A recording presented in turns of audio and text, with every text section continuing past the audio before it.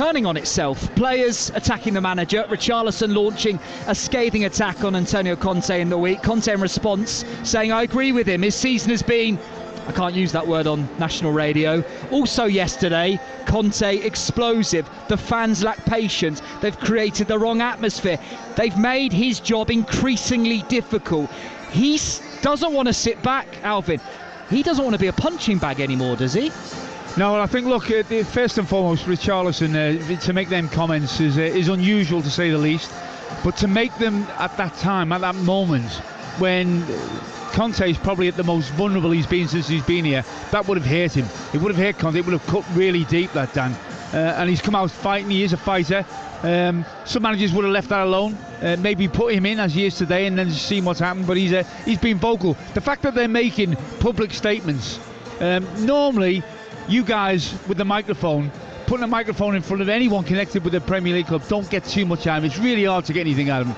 So when you do get meaty stuff like that, you know there's something not right. You stand on Conte effectively accusing the Spurs fans of being a major issue.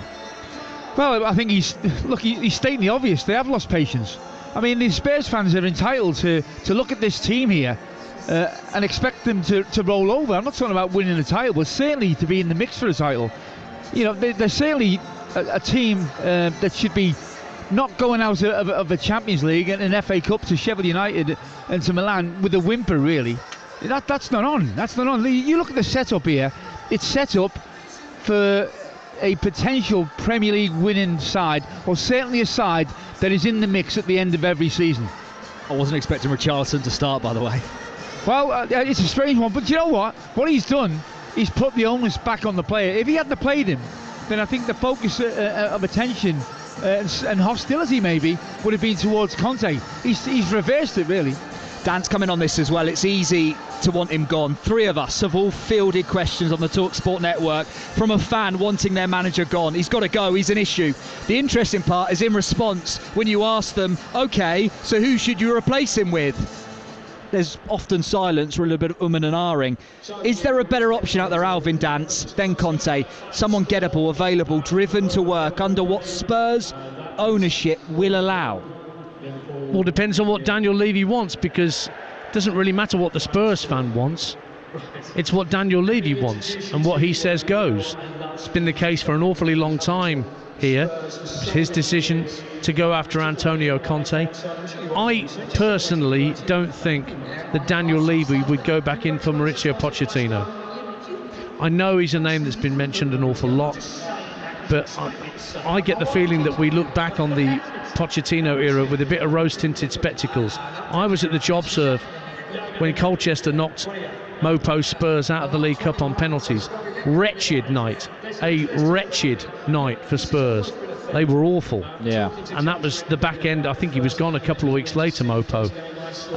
He's had his time at PSG. Maybe there's other candidates out there, but whatever the fans believe is the right man for the job, then they're going to have to sync up with Daniel Levy's way of thinking. Pochettino brought, Alvin, significant progression to this football club over, 5.5 years. His sacking in 2019, in fact, cost the club £12 million. They're probably still paying him off now. But he couldn't get Spurs over the line. He couldn't get them a trophy, the same as Antonio Conte. It looks like, if Conte does leave in the summer. The chants were heard above the boos on Wednesday night when they were dumped out of the Champions League. They were singing Mauricio Pochettino's name. Is this fickle old football, though? Is that a step back? Well, first and foremost, do I think that Pochettino is a better manager than Conte? Absolutely, yes. You do? By a fair distance. Why? Fair distance. Because I think he's somebody who gets the best out of the players. He develops players rather than just goes out and spends money. And I think when you look at when he took over here, so when he left, had he progressed this club? Yeah, they played in Champions League finals. As Conte, no. I think they've gone backwards. Dan, look, it was a weird one anyway. He signed an 18-month contract. What was that all about? You know, normally you bring a manager in, you look at a long-term picture.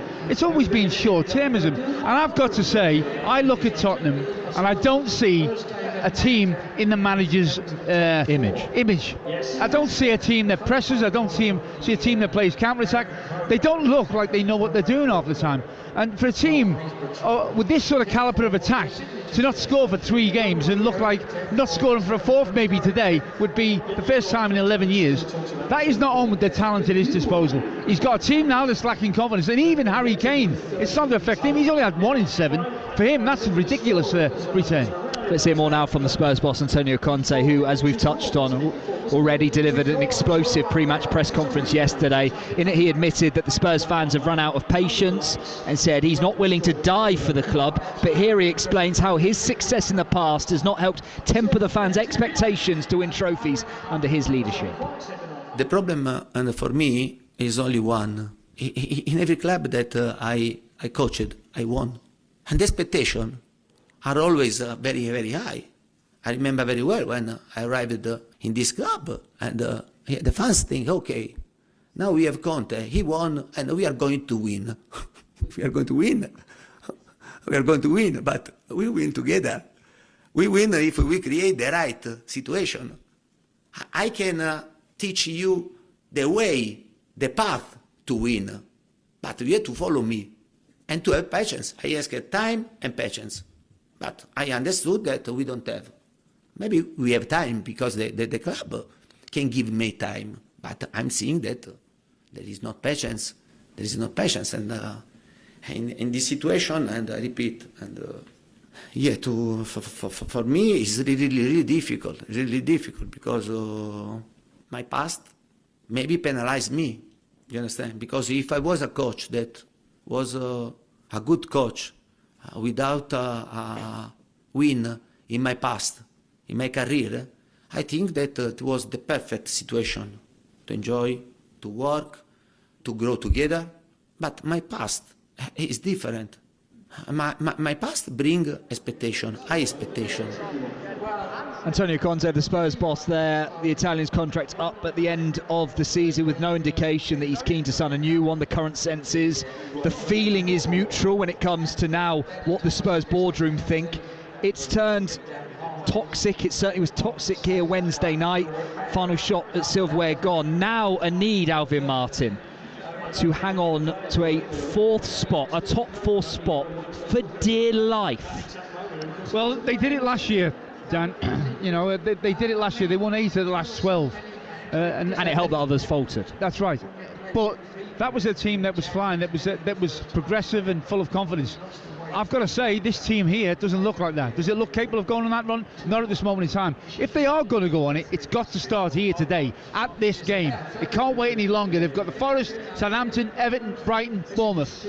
I know how tough the Premier League is. You've got to win 4 of them 5 at least, and then you might get back on track. If they don't, I think they'll falter.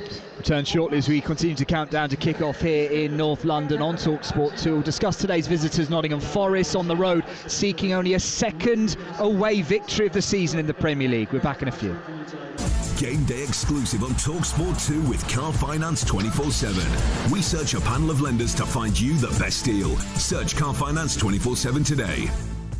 And he's barrelled it straight through the midfield into the Village Hotel Pub and Grill fan zone, the home of big screen live football. A long volley over the stadium seats by the giant screens into the left-hand corner of the bar, past a winning lineup of ice-cold beers and a magnificent menu of mouth-watering footy food. Result! Enjoy the perfect big match experience with food, drink and live football at a Village Hotel Pub and Grill fan zone at 33 UK locations. Find your nearest venue and win monthly prizes, including match tickets at villagehotels.com/fanzone. Get in! Conditions apply. 18 plus, always drink responsibly. We all fantasize about our perfect home. Watching the big game cozied up in the snug. Another 7-0 win! Balmy summer nights with the kids playing on the lawn. We're playing real-life football! But come on, this isn't real. Listen, if you're serious about making your fantasy a reality, find out what your home is worth instantly with a free online valuation estimate. Get real about moving. Get on the market. Most common time to obtain an online quote between 1st of June 2022 and 30th of September 2022 is under 3 minutes. Excludes Northern Ireland. Rodri to De Bruyne, flicked on to Walker. Goal! No one saw that coming. Or as we say in Japan, no warutaka wa tsume o kakusu. The smart hawk hides its talents. For taste beyond expected, Asahi Super Dry. Official beer partners of Manchester City.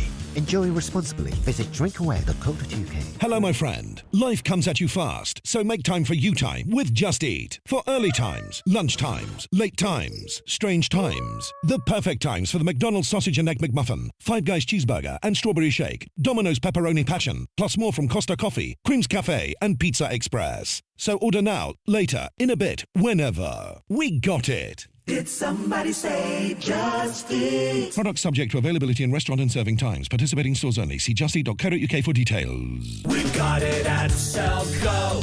Selco, it's where the trade goes. At Selco Builders Warehouse, we've got real deals on a wide range of building products. In March, save over £6 on a 6x6 close-board fence panel, now only £29.99 ex-VAT. And with free delivery, that's a real deal. Find more real deals online at selcobw.com. We've got it at Selco. Selco, it's where the trade goes. That charged at 20%. Free delivery within local delivery areas. The new season is here, and The Times on Saturday has all the big interviews, insightful analysis, and stats you need to set you up for a perfect weekend of Premier League action. Subscribe today at thetimes.co.uk/football for provocative and compelling opinions from the best sports writers in the business, including James Gibbrandt, Owen Slott, and the voice of football, Henry Winter. Lovely bit of football. Try it free for 1 month at thetimes.co.uk/football. Auto renews at £26 a month unless cancelled. T's and C's apply. Game day exclusive on TalkSport 2 with Now Sports. Stream all the Sky Sports action like Crystal Palace versus Man City live today for $11.99. No contract. Search Now Sports 18+. Stream via internet. Terms apply. Game day. All roads lead to Saturday. On DAB+, online, via the TalkSport app and on your smart speaker. Game day exclusive. On TalkSport 2.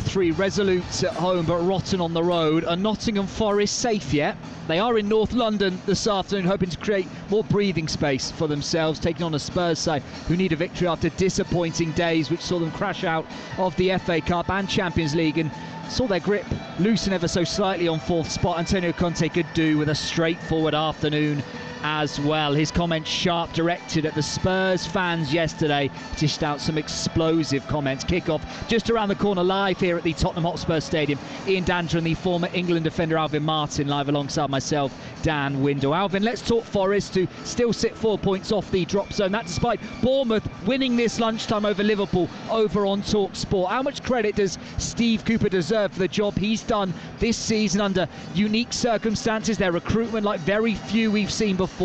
He's actually been linked with the Spurs job this week. Well, look, the job he's done has been rapid in terms of improving the club as soon as he walked in. Getting promoted, you expect that team then to maybe go down straight away. They had a terrible August, didn't they? They lost 5 on the spin. But since then, I don't think they've lost. And they gave him a new contract. Yeah, and I don't think they've lost back-to-back in the Premier League since then. So it tells you something about his management, that he gets them to bounce back, which you need. But I tell you what, that result, Bournemouth versus Liverpool, we've seen that coming last week, because we had a commentary at Arsenal where Bournemouth showed that they were by far the most buoyant of the teams down there. Not lacking any comments at all. So that will not go to miss on Steve Cooper. And the away form that you just adhered to there, that has got to improve. And I tell you what, you couldn't come to Spurs at a better time this season than today. The Christmas tree, let's call it that, the system of Nottingham Forest this afternoon. It's ambitious, isn't it? With Lingard and Morgan Gibbs-White playing off Brennan Johnson. Well, Dan, last week we've seen Bournemouth go to go to Arsenal, who are flying top of the league, and probably have Ramsdale, the Arsenal keeper, as busy as I've seen him for a long time. Now, if Bournemouth can do that, then I'm sure with the players he's got at his disposal here, Steve Cooper can as well. And I think if you are going to stay up, I think you're going to have to be positive. And he should come here today, set his stall out to release people to attack Tottenham. Because if he does, in the present atmosphere, there'll be a lot of jitters, there'll be a lot of moans, and he has to take advantage of the present at Spurs. Love watching Brennan Johnson dance. We've watched a lot of him. We watched a lot of him in the Championship last season. He's got all the tools, hasn't he? Raw pace, 9 goals in all competitions, 7 in the top flight. He's only going to get better, isn't he? I'd like him to stay at Forest for another year. I know he's been linked with moves to other Premier League clubs, because that's what happens when you start to show your potential as a young striker at this level. Other clubs start sniffing around you. I think he's best served by sticking around at Nottingham Forest and developing his game still further under Steve Cooper for another season at least, and we'll see whether he can. I mean, obviously he's still got the chance of breaking double figures this season, which would be no mean feat for a first Premier League season. Yeah, and then see if he can kick on from there to season number 2. But yeah, very talented kid. Here at the Tottenham Hotspur Stadium, we're high in the west stand, the steep south stand to our right, pockets of empty seats. If we look all around, yeah, we're still 5 minutes out from kick-off, so I'll hold my tongue for a few minutes longer, but still pockets of empty seats around us here at Spurs. The away fans, few thousand of them Forest fans, wanting a second Premier League away win of the season. A few thousand of them in the northeast corner of the Tottenham Hotspur Stadium, ready to make their voices heard this afternoon. Spurs levels have to improve, players here have to improve. Can focus all day on Antonio Conte. It's the players that owe the fans improvements, so Alvin Martin. I love the question you asked one of the local press guys downstairs. You turned to him, is anyone at Spurs actually playing well? Well, a few of them have to play a lot better today, don't they? Well, I think they've relied on Kane and Son for a long time now, Tottenham, and maybe now and again that can mask all the cracks that are there below the surface. But you know, I think Kane certainly will never give up, and his work rate is unbelievable. But looking at Forest, you know, you've just talked about Johnson. You got Lingard and Gibbs-White as well behind him. You've got 3 players there that can really hurt Spurs. And whenever they turn the ball over today, if you get the ball to them, then I think you could win this game. That's the way I'd be thinking as a Forest manager. But look, when you're facing Kane, you know he's not going to give up. You know that run is not going to go on too long. And look, I wouldn't be surprised at all if Harry Kane gets more than 1 goal today and maybe carries Spurs. The Spurs players will be lined up in the tunnel for a few minutes, joined by Forest. In that Spurs lineup from the start, Richarlison. All eyes on the man that had plenty to say in the week. Now has to let his football here at Spurs do the talking, Alvin. Yeah, £60 million. You said that it cost them 12 million to get rid of Pochettino. Well, they spent 60 million on him. So who's the better deal? Well, you know, look, you're talking about the numbers, the big numbers. He hasn't scored a Premier League goal yet. You know, that's not enough. 2 in the Champions League, fine. Come out. What he's more or less saying to him is, right, you go out there, pull a Spurs shirt on, and show me why I should be picking you. Reminder that England's T20 series in Bangladesh continues here on TalkSport 2 tomorrow morning as we bring you ball-by-ball commentary of the second T20 from 8:30 a.m. with England 1 down in the 3-match series. Tomorrow live over on TalkSport, live championship action between Norwich and Sunderland from midday. Here comes the 2 sides to what I would describe as pleasant applause. Antonio Conte insists that he will see out the remainder of this season. Today's clash with Nottingham Forest, the first of 12 games remaining for Spurs. Can Nottingham Forest turn up the heat only further on the Italian, extending the gap between them and the Premier League's bottom 3? Could they force Spurs' hand? Could it be a decision in the end taken out of Conte's hands? It's been a frankly dreadful 10 days for Spurs. Will it get any better today as Antonio Conte comes out to the edge of his technical area? The fans will be ready to have their say if they witness another slow start today in North London. Live and exclusive on TalkSport 2. It's time for kickoff. Live alongside me, our top TalkSport 2 commentary team of the former England defender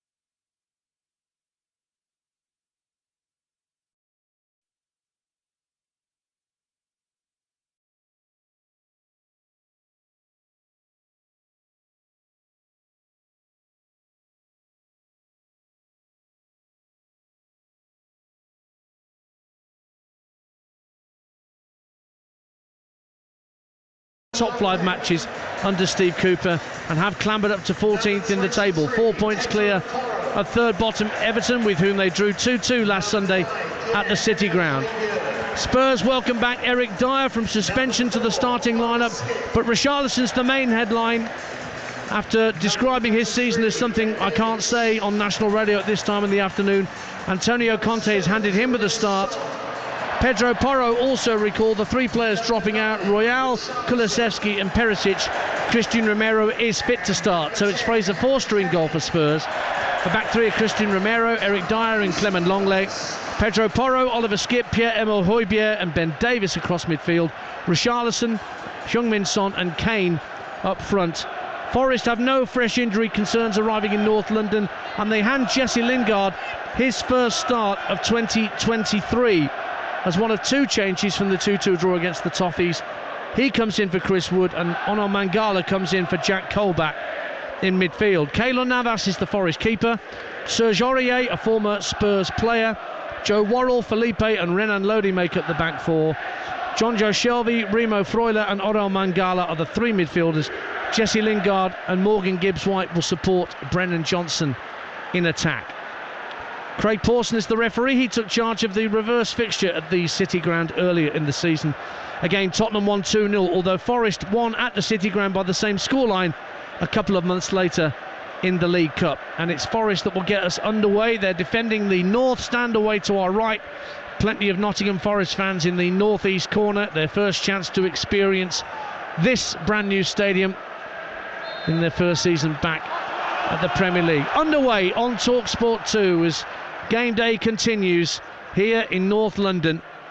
After Bournemouth saw off Liverpool, what can Spurs do to respond and try and consolidate 4th spot in the table? Forest in possession early on, just down beneath us as they attack the south stand end in their red shirts and socks and white shorts, and it's spread out by Morgan Gibbs-White to Renan Lodi. Midway point of the half, Shelvey showing for him just in field. Shelvey hits a diagonal ball, looking to pick out the attacking run of Remo Freuler. It came off the top of Freuler's head and went out for a Spurs goal kick. Spurs in their traditional white shirts and socks and the dark blue shorts. And Alvin Martin's alongside me today. Well, it's so important that they start well in the first 10 minutes, Spurs. You know, after a really poor week, morale low. I'm not just about the team now, I think of the supporters as well. They'll want to see at the very least some fire, you know, and that means actually going and taking the game to Forest. But on the other hand, Forest, I think, will also set themselves up to say, you know what, first 10 or 15 minutes, we're going to ask you a couple of questions, because if they can stretch Spurs, can maybe create an early chance, then the home crowd could get really impatient. I've been to the Tottenham Hotspur Stadium a couple of times this season, and they've started fairly slowly in the games I watched against Southampton and Fulham. Forest in possession, minute gone, 0-0 on TalkSport 2. I'll keep you updated with goals elsewhere. Mentioned that Liverpool lost by 1-0 at Bournemouth, live on TalkSport. Bristol City, you heard here on TalkSport 2, a 2-0 win against Blackpool. And Celtic through to the Scottish Cup semi-finals, beating Hearts by 3-0 also at lunchtime. Here's Morgan Gibbs-White for Forest, flicking the ball in field, but Aurier has the ball taken off his toe by Son Heung-min on halfway. Richarlison clattered into by Felipe, but the whistle had gone already before Richarlison received the ball for a challenge on Morgan Gibbs-White. It's going to give Nottingham Forest a free kick, I think, down beneath us. Couple of minutes gone on TalkSport 2, and it's 0-0. And it will be a shortly taken free kick by Serge Aurier, back on his old stomping ground. Made just over 100 appearances for Spurs between 2017 and 2021. And he couldn't control the pass that was meant for him on this near touchline, and Spurs have a throw, and Steve Cooper presents the ball to his compatriot Ben Davies, and he throws it back in for Clement Longley. Now Skipp, just shy of the halfway line for Spurs, fires an immediate ball downfield looking for Richarlison. Richarlison's away! What a time to break your Premier League duck! Richarlison puts Spurs in front inside 3 minutes. Skipp's ball over the top. Richarlison in behind. For some reason Keylor Navas started to come but then went back, and it was lashed into the roof of the net by Richarlison. His first Premier League goal, And what a time to get it, to raise the spirits around the Tottenham Hotspur Stadium. Not 3 minutes gone, and it's Spurs 1, Forest 0. Well, what precision. What a ball from Skip. I haven't seen him hit a ball as good as that in his whole career at Spurs. This is inch perfect. As soon as it leaves his foot, you can see they're backtracking Forest. The run is perfect from Richarlison.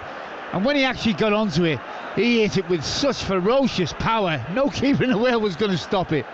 What a start for Spurs. Checking goal for possible offside, says the VAR screen away to our right-hand side. So they're looking for Richarlison's position when Skip hit that pass. They're now starting to draw the lines on the VAR screens right next to us. Meantime, Everton have the lead against Brentford. Dwight McNeil's given Everton an early lead at Goodison Park, but they're checking this goal for possible offside against Richarlison. The boos ringing round the Tottenham Hotspur Stadium whilst the lines are drawn. It's tight, Alvin Martin. Well, I didn't think it was when I first looked at it in real time, but you never know, do you? We can't see the lines being drawn. No, all we can see is a close-up where it's heavily pixelated of Richarlison in between Worrell and Felipe, the two centre-halves. And as sometimes happens with a VAR decision, this is taking an awfully long time. I don't know why, Dance. I really don't know why. You know, this should be quick. This isn't interpretation, it's a line that is or isn't. And still we wait. And still our referee, Craig Pawson, cannot give a decision.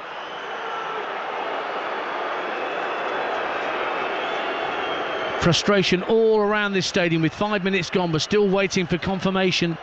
Now they are drawing the lines, and it's been given as offside. It will not count.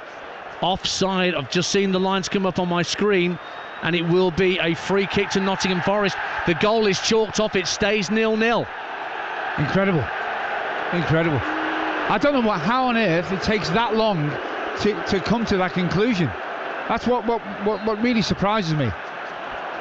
It took 2 minutes and 7 seconds, my producer Sal tells me, from the ball hitting the back of the net for that decision to come to pass. So we stay at 0-0 on TalkSport 2. Richarlison adjudged to be offside, so the quality of the finish and the quality of the pass from Skip ultimately means nothing. There is something that really is sad about a goal. Well, it's not a goal, is it? But you know, a strike like that being chalked off. You know, it was a memorable move, memorable bit of skill, and there's something not right about it. Mangala for Nottingham Forest as the visitors try to recover. Renan Lodi, he skips away from Emerson Royale, hits a cross into the box and it's deflected behind. And suddenly from nowhere, Nottingham Forest have their first corner of the game on 6 minutes, 0-0. I wonder what impact that will have on the support as well, because they were lifted. They were lifted by a moment of great skill from Skip and Richarlison that's been wiped away within seconds, and you know they've got to lift themselves again now, never mind the team. So Forest corner at the south stand end where it meets the east stand opposite our commentary position. A couple of Forest players over there, Felipe and Worrell unmarked just inside the 18-yard box, the two centre-halves ready to make a run. Gibbs White will play it short. It's worked back to Shelby, left-hand corner of the box. Back out to the left-hand side. A chance to get a cross in maybe from Lodi. Gets the cross in over everybody's head and drifts out to this near side. Mangala will get there just ahead of Skip. Keep it in play and he will roll it back. Now it's John Joe Shelby at the edge of the centre circle. Long ball downfield, flicked on by Worrell. It almost found Felipe, but he was offside. Two centre halves had stayed forward for Forest, but Worrell's flick on found Felipe in an offside position. 0-0 here. Birmingham City lead Rotherham in the Championship. Reda Kadra, on loan from Sheffield United, has given Birmingham the lead. That's the first goal in the Championship, 3 o'clock this afternoon. Muted, isn't it? It's muted. I think What, the news of Birmingham's goal, or you mean the atmosphere inside here? I think the Spurs fans are, I think they're shell-shocked. They thought they'd seen a fantastic opening goal. It's been wiped off, and now they've got to regroup and go on again. And it's just gone quiet, the ground. Alvin Martin, former England centre-half and West Ham stalwart, alongside me, Ian Dante, here at the Tottenham Hotspur Stadium. 0-0, 8 gone. Tottenham in possession, just shy of the halfway line with Christian Romero, who got that red card against Milan in the week. Limped off as well whilst he was getting that red card, but okay to start today. He will play the ball back to the returning Eric Dyer. Stevenage lead Walsall by a goal to nil. Josh March. Stevenage having a right old wobble. Here's Ben Davies for Tottenham, firing a ball in from the left-hand side. Worrell heads it up and out, only as far as Porro. Now Skip looks for his central midfield partner Højbjerg, centre of the Forest half. Kane comes deep, looks for Richarlison 30 yards out with his back to goal. Now Skip works it out to Porro on the right wing. Chance for a cross into the box along the deck, cleared quite easily in the end by Shelvey, but only as far as Romero. 0-0, and Romero has to go back into his own half. In fact, he just tricks Brennan Johnson and plays the ball in field to Pierre-Emile Højbjerg. He spots Son out on this left-hand side, wriggling in field, getting to the left-hand corner of the box, hits a diagonal ball into the area, volleyed away by Felipe. Johnson not really looking at the ball, looking more at Dyer, but Dyer did well, won the header. Spurs have it back. Pedro Porro in for Emerson Royal this afternoon in that right wing-back position. Now Dyer, bit of space for Højbjerg to turn and move into the Forest half. Slips it out to the left-hand side first for Son. Long lays outside him on the overlap if he wants to use him, but he doesn't. He goes back to Højbjerg. And now Romero. And we were talking about the tempo that Spurs need to start with. And the tempo's not quite there yet, Alvin Martin. No, they're playing square, backwards. You know, at the moment, there's no real penetration to their play. As a cross comes in from Porro that's comfortably cleared on the half volley by Felipe, and Johnson got there just ahead of Eric Dyer and forced Dyer to toe poke the ball out for a throw just inside the halfway line. So it's just inside the Spurs half of the field. So the only Premier League goal we got on the 3 o'clock so far is at Goodison Park. Everton 1, Brentford 0. And that was Dwight McNeil who got that goal. Elsewhere, it's goalless, including here, with 10 minutes gone on TalkSport 2 on Game Day exclusive. Here's Serge Aurier, faced up by his former teammate Son Heung-min. Has to turn away and give the ball back to Shelvey, but a neat ball from Shelvey to find Freuler. Freuler was caught by Davis as he released the ball, so that will be a free kick for Forest, 0-0. Well, there has been a slow start from Tottenham in respect of after that goal. The fabulous strike was chalked off for Richarlison. They haven't really been able to reignite, have they, no. Spurs? And it's Forest really were having plenty of possession, not really going too far with it, no real penetration, but they are starting to look comfortable. I think there's another gear there for Forest. If they were to create 1 or 2 chances now, then the initiative in the game could really go to them. You're listening to Tottenham 0, Nottingham Forest 0 on TalkSport 2 with Car Finance 24/7. Search Car Finance 24/7 today. Shelvey with the free kick on halfway, drives it up towards the edge of the area. Worrell nods it down. Dyer heads it half clear, hooked away further clear by Højbjerg, but picked up first by Mangala and then Lodi down the left-hand side, but he hits a wild cross in from the left-hand side that lands in the first 2 rows behind the goal, and Forster takes the goal quickly for Tottenham Hotspur. 11 and a half gone. Tottenham 0, Nottingham Forest 0. If you're just tuning in to our exclusive, live and free Premier League commentary this Saturday afternoon. Spurs can't get the ball into Son. They can't get it in really to Richarlison with any real quality, and certainly Harry Kane hadn't. I don't think he's hardly touched the ball. Here's Højbjerg down the left-hand side, but he runs into Shelvey, who fouled him, took him down. Meanwhile, Leicester 0, Chelsea 1 as a latest score. Ben Chilwell puts Chelsea ahead. And Millwall lead at Reading in the Championship. Andreas Volksammer with the penalty for the London Lions. And they lead, but it's 0-0 here. But Spurs have a free kick level with the edge of the penalty area, Alvin, for that challenge by John Joe Shelvey that's given a free kick. Well, it was a cheap free kick to give away in a dangerous area. And Son standing over it now. It's level with the 18-yard box. This is an ideal situation for Harry Kane to attack from. It's about 2 or 3 yards in from the far touchline. Son standing over it, just a one-man wall, which is Jesse Lingard trying to protect that near post of Keylor Navas. In it comes from Son, whips into the near post, headed wide by Romero, and there was an offside flag that went up anyway. So it's a goal kick to Nottingham Forest as Sheffield Wednesday take the lead at Portsmouth in League One. 21 games unbeaten Wednesday, remember, and Josh Windass has given them the lead. Amazing run that Darren Moore's side are on. Seems to be a real lack of conviction, doesn't it, about what they're trying to achieve here, Spurs. You know, even the free kick from Son, it's not really hit him with any real belief. Romero, there wasn't offside in there anyway, but Romero, it's a free header and he misjudges it completely, but they're just not right as a unit. I can't see too many Spurs players playing with, the confidence that you would hope to be able to see. Well, Davis has just hit a raking crossfield pass looking to get Porro in behind, but it was hit a good 20 yards in front of him, made it very difficult for him to get to it, and it was easy for Renan Lodi to clear Forest lines. Burton 1, Wickham 0 in League One at the Pirelli. Got to credit some of the ground staff around the country for getting games on in the north of the country, particularly around Derbyshire, like Burton. Mansfield bit the dust yesterday, but Sheffield United getting their game on against Luton this afternoon.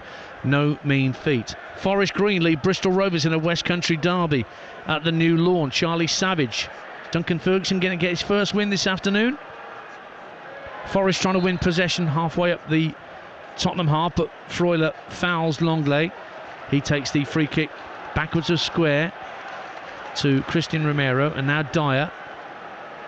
Johnson trying to close down Højbjerg, and then Gibbs White forces Longley to play the ball from left to right to pick out Christian Romero. 0-0 on TalkSport 2 as we approach the quarter-hour mark. Here's Romero again, just nicking the ball in field for Skip, and Højbjerg. Alvin Martin shaking his head just to my right here. Well, everything's so pre-orchestrated. No one's trying anything but the obvious, and there's no real belief or responsibility taken on by a Spurs player on the ball at the moment, and that just stinks of a team that are lacking confidence, Dance. And the only time we saw it was ruled offside when Skip picked out Richarlison with that terrific run. 0-0 here. Burnley lead Wigan in that Northwest derby at Turf Moor. They're not lost at home all season. Nathan Teller, on loan from Southampton, gives Burnley the lead. That's his 13th of the season. 0-0 here. Spurs fans, you can hear, just trying to get behind their team. Fire downfield by Porro, but straight onto the head of Aurier, who has a very easy time to nod it back to his keeper, Keylor Navas. 0-0. Yeah, Porro on that right-hand side there, he's got the Forest player closing him down.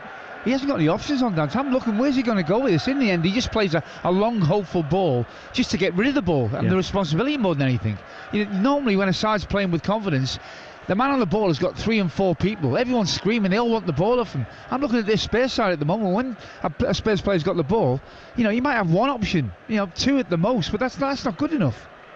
0-0 here. Oxford lead Derby by goal to 0 in League One. New management at the Kazam in Liam Manning, and Sam Long's given Oxford the lead, and Stevenage doubled their lead against Walsall at Broadhall Way. Luke Norris with the second for Steve Evans' side. Back underway here at the Tottenham Hotspur Stadium. 0-0. Son inside his own half plays a lovely ball to pick out Porro, who can scamper over the halfway line and start the Spurs attack. He looks for Son again with a diagonal ball back to the edge of the area, but it was dealt with by Worrell, cleared away by Freuler, and now Morgan Gibbs White is darting up to the halfway line. Just leaves it to his left for Renan Lodi, but his passing field intended for Lingard, comfortably picked off by Oliver Skip, and now Skip looking on the right hand side for Kane, but that's intercepted by Lodi. And here comes Mangala, shows too much of that to Porro, does he? Well, he does in a way. Richarlison tidies up and finds Kane on the right hand side, midway point of the Nottingham Forest half. Hits a ball right to left, looking for the run of Davis, but that was easily picked off by Serge Aurier. 0-0 it stays.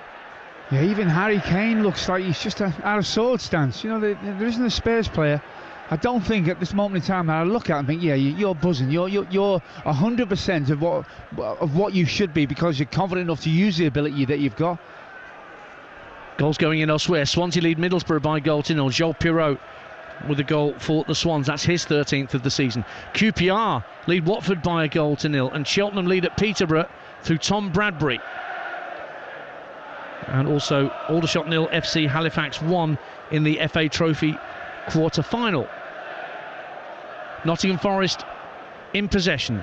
17.5 gone on TalkSport 2. 0-0 the score. Shelvey allowed to drive over halfway, tries to slip in. Brennan Johnson, right-hand side of the area. Can he hook it back from the dead ball line? Not quite, and he ends up colliding with the advertising hoardings behind that goal. Just couldn't wrap his foot round it. He stayed down. He's off the field, so the physios can happily go around behind that goal and administer treatment to Johnson.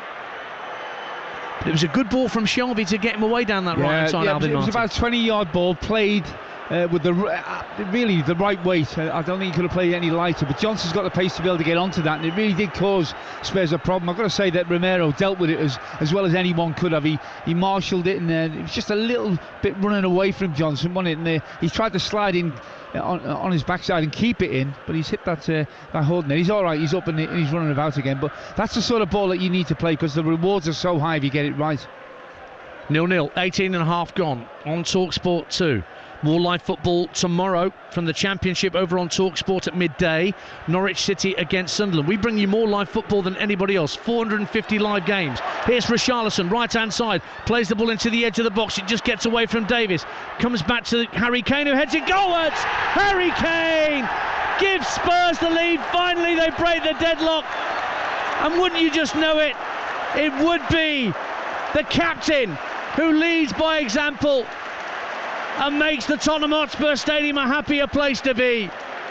Antonio Conte tries not to show too much emotion, but Harry Kane doesn't either. He's just headed Spurs comfortably in front after a mess inside the penalty area. This one will stand. Tottenham Hotspur 1, Nottingham Forest 0. Well, it's a header of real quality. You know, he knew he couldn't generate a lot of power, but he knew it had to go into that top right-hand corner. And as soon as it left his head, it was never going to get anywhere near it, Navas. Great start to the game for Tottenham. Eventually, after having one chalked off, they are now in the lead. Just 1 goal in 7 for Harry Kane before this header. And it was beautifully timed by Kane. Jumped at the far post, sent it back from whence it came. Comfortably beat Aurier in the air, and Navas at full stretch could get nowhere near it. So Tottenham do now have the lead, and the atmosphere changes almost instantly. That's all they want to do. They want to be able to get excited about the team that they're watching. You know, and I think they want to see goals. They want to see more than 1 goal. But you know, it hopefully will give it Spurs the platform now to go on and push on. But the crowd do need to be given something to cheer, given something to get excited about, and they haven't had a lot of that lately. Well, Spurs' home record is pretty good. They've not drawn any of their home games in the Premier League. 9 wins and 4 defeats. And Richarlison, back in the side today, makes a run down the right-hand side, but Porro doesn't use him. Porro comes in field, been watched all the way by Lodi. Now Richarlison has it right-hand side, level with the penalty area. Nicks the ball in field to Kane, right-hand corner of the box. He was looking for Son Heung-min with the ball driven across the area. Forest get it clear. Kane picks up the loose ball. Out on the right-hand side, whips another cross into the area. Down went Davis under pressure from Aurier. Howls for a penalty kick from the north stand on the Paxton Terrace behind that goal to our left. Nothing doing, says Craig Pawson, as Davis stays down. And in fact, it's not Davis that's down, it's Harry Kane that's down, I think. No, it's Richarlison. Yeah, Richarlison. There was a great ball played in by Kane from that right-hand side. Yeah, you know, he's obviously got himself a goal, and in that sort of right-hand channel, he plays a ball in that you wish he could be in there attacking. And it was Richarlison, I think, that went in for it. If Davis got a header on it, maybe he could have caught a decent chance for Davis. I think Harry Kane would have made a better effort for that. Plenty of live football to come over the next few days across the TalkSport network from the Premier League and the Championship and the Champions League. You've got Middlesbrough against Stoke here on TalkSport 2 on Tuesday night. We'll go around the grounds on TalkSport. Got 2 Premier League games on Wednesday that are not on the television, but you can get them via TalkSport 2 and the app. Brighton and Hove Albion against Crystal Palace on TalkSport 2 Wednesday night. Southampton Brentford exclusive to the TalkSport app, which I'm sure you've got downloaded for your smartphone.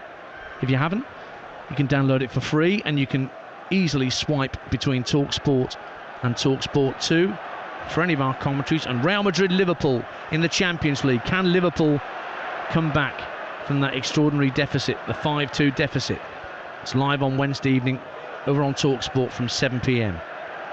Liverpool lost today at Bournemouth by 1-0, which means Spurs can consolidate their place in 4th with the 3 points that they're currently on their way to at the moment. Halfway through the first half, they lead 1-0. Here's Davis, level with the edge of the area, just clips it down the left-hand side of the box and gets it back from Son. First time ball up in the air off Joe Worrell, punched away by Navas, only as far as Skip, who tried an ambitious volley from some distance out. Forest haven't got it clear. And Højbjerg lays it off for Harry Kane, midway point of the Forest half. Turns away from Lingard, works it out to the right-hand side, and Porro up against Lodi.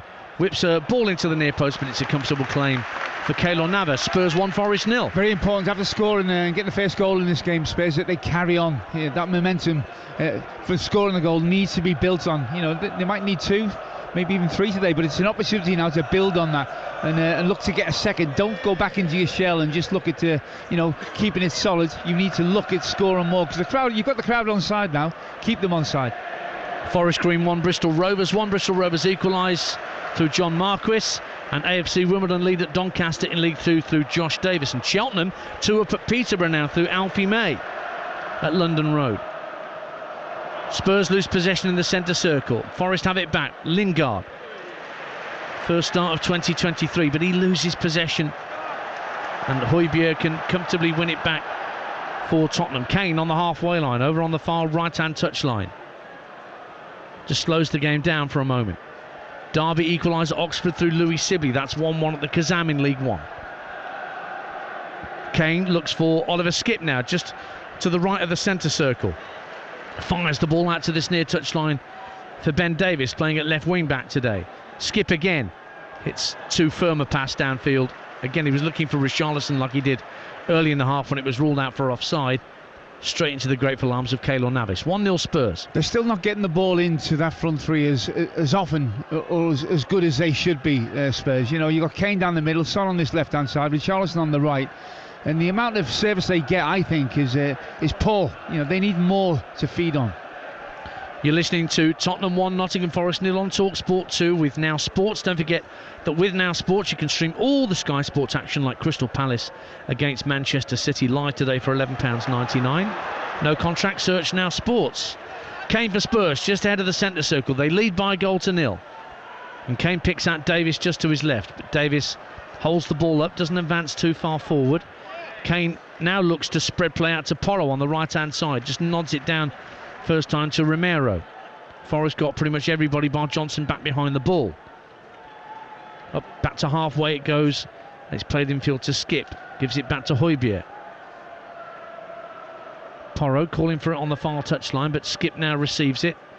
Richarlison comes a little deeper. Has to nick it back to Højbjerg. Now a diagonal ball intended for Ben Davis. Davis picks it up on this near side. Rolls it infield to Skipp. Forest trying to plug those gaps, Alvin Martin, making it difficult for Spurs to play through them. I've been disappointed in Forest in the first 25 minutes, Dan. Long ball downfield, looking for Ben Davis. Ball just skips away from him. Well hit by Højbjerg. Raking 40-yard pass again over the shoulders of the Forest defenders. Davis was the man trying to get him behind, but it just skipped off the turf and through to Navas. 1-0 Tottenham. Yeah, I just thought that Forest may have come to a Tottenham side that are lacking confidence and gone at them more, but we haven't really seen that. We haven't seen any real I think one decent ball from Shelby that nearly got Johnson, and apart from that they've been poor offensively, and they needed to really destabilise Spurs even further. They've given the ball away needlessly on halfway. Freuler and Lingard got in a bit of a muddle about who's going to pick up the loose ball, and Tottenham happily received it, but they've been dispossessed. And here comes Morgan Gibbs-White, but he runs into Romero, just steps across him and wins the ball back beautifully for Tottenham Hotspur. Now Højbjerg up to the halfway line. Skipp being watched all the way by Mangala, so he has to go back to Romero. Højbjerg allowed to turn inside his own half, drills the ball out to Davis on this near touchline. Beautifully hit pass. Davis will move inside Lingard and pass back into the centre circle for Højbjerg. Skipp again. Leave it for Højbjerg. Now Richarlison with his back to goal. Fouled by Felipe, spotted by Craig Pawson. That's a free kick to Tottenham, a good 35-40 yards out. Too far out, you would suggest, for an attempt on goal. 1-0. But they should be looking at doing that more, getting the ball into the feet of Richarlison, into Kane and Son, and getting free kicks, especially anywhere around the edge of the penalty area. But, unless you're going to get the ball in, I know it's tight areas, but these players are good enough to receive it in tight areas. Just to remind you, once we're done here on TalkSport 2 at the Tottenham Hotspur Stadium, moving day in the PGA Tour, the Players' Championship from TCP Sawgrass in Florida. Russ Hargreaves will pick up the cudgels from 5 p.m. right the way through to 11, and then some bloke called Gary Lineker up front with him between 11 and midnight. Free kick to Tottenham. for Son Heung-min. Bristol Rovers have turned it around against Forest Green. Forest Green 1, Bristol Rovers 2. Free kick into the area, looking for Harry Kane. It was intelligently played in by Son.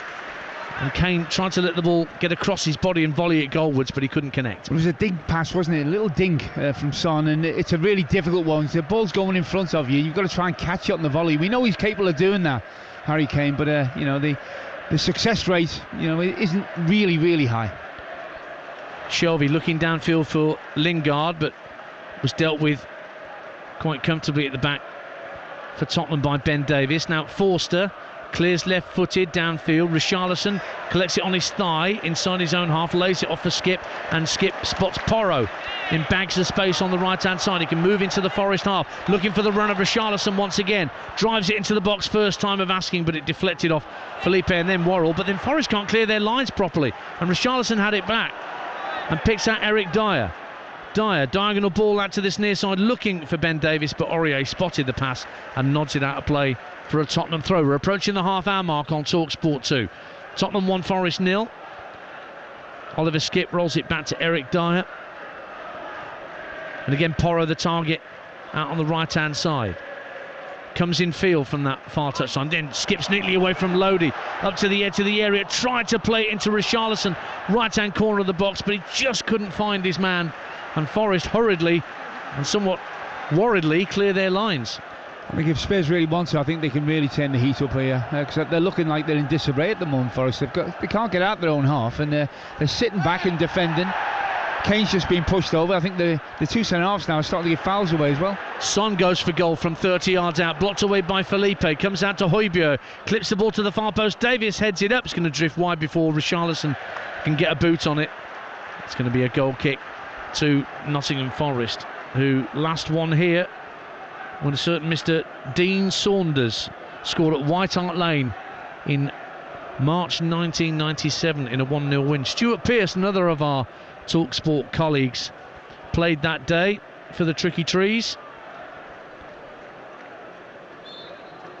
Goal kick for Keylor Navas. Half an hour gone. 1-0 to Spurs. Harry Kane with his 19th of the season. Ball headed up in the air by Ben Davies, but Worrell, the Forest centre-half, gets there on halfway. Just has to go back in for a second challenge under pressure from Son. Lodi, the left-back, will tidy up and give the ball back to the keeper. 3 times Champions League winner Keylor Navas. And under pressure from Richarlison, he found Lodi again. And now Mangala. Forest need to get some passing moves and get some consistent possession together. Mangala just shy of the halfway line. Plays it in field for John Joe Shelvey. Drilled pass out to this near touchline for Serge Aurier. Aurier faced up by Son, plays a 1-2 with Freuler. Now Joe Worrell, an academy product at Nottingham Forest, plays the ball down the right-hand side, asking Brennan Johnson to give chase. He'll keep it in play. Tight to this near touchline. Skips away from Longley. Looks imploringly at the assistant, thinking he was fouled, but the assistant merely points for a goal kick to Tottenham Hotspur, taken very, very quickly. 1-0. Antonio Conte will be more than aware that 1-0, it's still a game that's on a tightrope. If they were to nick a goal for us, the whole complexion of the game could change. But at the moment, they're having easy possession. Forest aren't causing them too many problems going back the other way. So it's a comfortable game at this stage. But that can all change. At 1-0. They need to, I think, search for a second, certainly before half-time, and turn the screw on a side that aren't really that offensive.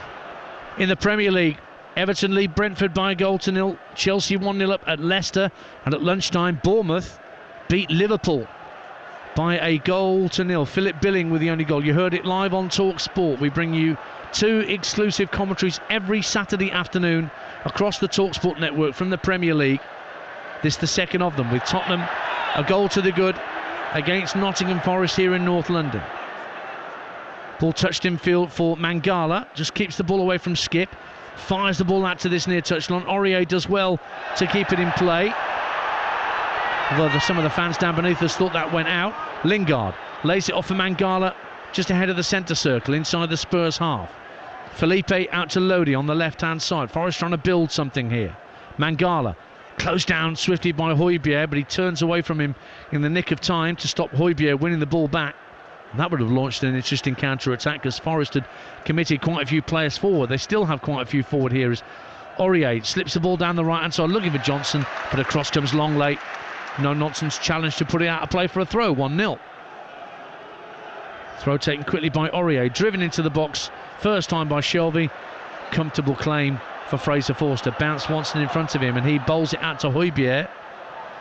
Midway point of his own half, lays it left for Skip. Skip finds Kane in the centre circle, calmly lays it off to Romero. Now Porro, Kane's made a run through the middle and he'll pick it up now just by the edge of the penalty area. Richarlison goes down under pressure from Worrell and that's a penalty. Richarlison went down under pressure. Joe Worrell, the man that slid in, tried to make the challenge, but he got the man, not the ball. And Spurs have a chance to double their lead with 11 to the break. Stonewall penalty. No brainer for the referee. What great play by Harry Kane, though. He takes the ball down, nutmegs somebody in the penalty area, and what Worrell's doing, I don't know. Richarlison's onto it. He knows that if the defender's going to make a challenge, all he's got to do is just nudge the ball away, go down, and it's a penalty. That's exactly what he did. Terrible defending, but Harry Kane, brilliant again. What would they do without him? Well, he scored 20 plus goals in the Premier League in the last 5 seasons. This penalty gives him the chance to make it 20 in 6 consecutive seasons. Because of course it's Harry Kane to take the responsibility from 12 yards against Keylor Navas. Referee checking for encroachment and blows his whistle, and Kane with a 2 or 3 step run up with a chance to make it 2-0 for Tottenham. Here he comes, Kane, right footed, right into the roof of the net, down the middle, 2-0 to Spurs. 20 Premier League goals for the season for Harry Kane. An extraordinary record. Only Aguero and Shearer have scored 20 goals plus for 6 seasons in a row. Kane joins an exclusive club and he's made Antonio Conte's afternoon that little bit calmer after what's been a tricky 10 days or so. Yeah, not even half time yet. It's Tottenham 2, Forest 0. Very important second goal, very important, and how well taken as well. He let Navas go down to his right and he just lifted it into the roof of the net, didn't he? Calm as you like. Absolutely fantastic. I mean, he's had 3 moments in this first half. The header was a fabulous header to open it up, you know, and then you look at the way he's just created that goal for himself. Really, Richarlison nutmeg in the area, sublime bit of skill, and then he gets the benefit of being able to take the penalties. He's such a, without him, honestly, I honestly don't know what they'd do. They'd be a very average side, I've got to say. Harry Kane 2. Tottenham Hotspur 0. 9 minutes to half-time on TalkSport 2. Brighton lead at Leeds United. Alexis McAllister puts Brighton in front, and Chelsea have a second at Leicester. Well, has it been chalked off? It's been chalked off. It's still 1-0. Ben Chilwell still gives Leicester the advantage, but it's definitely 2-0 here. And Nottingham Forest have a mountain to climb, and then some, against the Spurs team trying to find that form, trying to find that balance and blend. Remember, they were on this points tally last season before winning 8 of their last 12 to leapfrog Arsenal and get in to the Champions League places. And here they are again, going through the gears against Forest, whose away record is so poor. Gibbs-White trying to respond for Forest, plays it down the right-hand side for Lingard. Early ball into the box, won't quite break for Mangala. Volleyed away by Højbjerg. Richarlison trying to hold the ball up on halfway. Shouldn't forget Richarlison's contribution to that second goal, drawing the challenge from Joe Worrell that led to that penalty kick scored by Kane. And now Spurs have a free kick inside their own half. And Forest needs something before half-time, you would say, Alvin Martin, desperately. Well, I think, you look at Forest, and I think if you look at the week that Spurs have had, Dan, if you're going to come to this ground and give it a go, surely this is the game to do it. But you can see why they've only had 1 win away from home all season. They've been really poor. I think they've contributed to their own downfall here, Forest. Gillian Wong Tranmere 0 in League 2. The evergreen Sean Williams giving the Gills the lead. Doncaster turned it round against AFC Wimbledon. Doncaster 2, AFC Wimbledon 1. And Shrewsbury lead Morecambe by 1-0. Luke Leahy, former Bristol Rovers fullback, has given Shrewsbury the lead from the penalty spot. And West Brom lead Huddersfield by 1-0 in the Championship. John Swift for the Baggies. Forest have possession with Orel Mangala. 2-0 down Forest with 7 minutes to half time on TalkSport 2. Worrell finds Serge Aurier on this near touchline, plays it in field to Gibbs White, but his intended first touch for Johnson goes straight out of play. So it's currently Tottenham Hotspur 2, Nottingham Forest 0, and for the latest odds, head to 888 Sport, the official betting partner of TalkSport 2's Premier League coverage, where right now you can get Tottenham to win at a rather unsurprising 125-1 on, Nottingham Forest to come back and win 100-1, and the draw at 33-1. That's all thanks to 888 Sports. Made to challenge, made to debate, made to play. 18 plus. BeGambleAware.org. Freuler wins the ball back for Forest inside the centre circle, but there's Harry Kane tracking back to stop him getting any further and keep possession for the hosts. And it goes out to the right hand side for Pedro Porro. Now back in field for Eric Dyer. Looks for Oliver Skipp, who's been handed the responsibility of central midfield alongside Højbjerg in the continued long absence of Rodrigo Bentancur. Uruguayan out for the season. And Skipp looks like he's relishing the responsibility that he's been given. Here's Christian Romero, just shy of the halfway line for Tottenham. Davis calling for it on this near touchline, but it won't go to him quite yet. Dyer has gone back to his right-hand side, and Christian Romero, midway point of his own half. Højbjerg sends it up to halfway. Good touch from Felipe to keep it away from Richarlison, then tried to slide it down the left-hand side for Gibbs White, but he'd not anticipated the ball going that way. Gibbs White ran inside, the ball went outside to the left wing, and Spurs have it back. Porro on halfway, now picked up by Richarlison, up against John Joe Shelvey, one-on-one right-hand side, just comes in field, rolls it into the feet of Son. Couldn't help it round the corner to a teammate, but Forest only half clear it. It's back with Højbjerg once again, 20 yards inside the Forest half.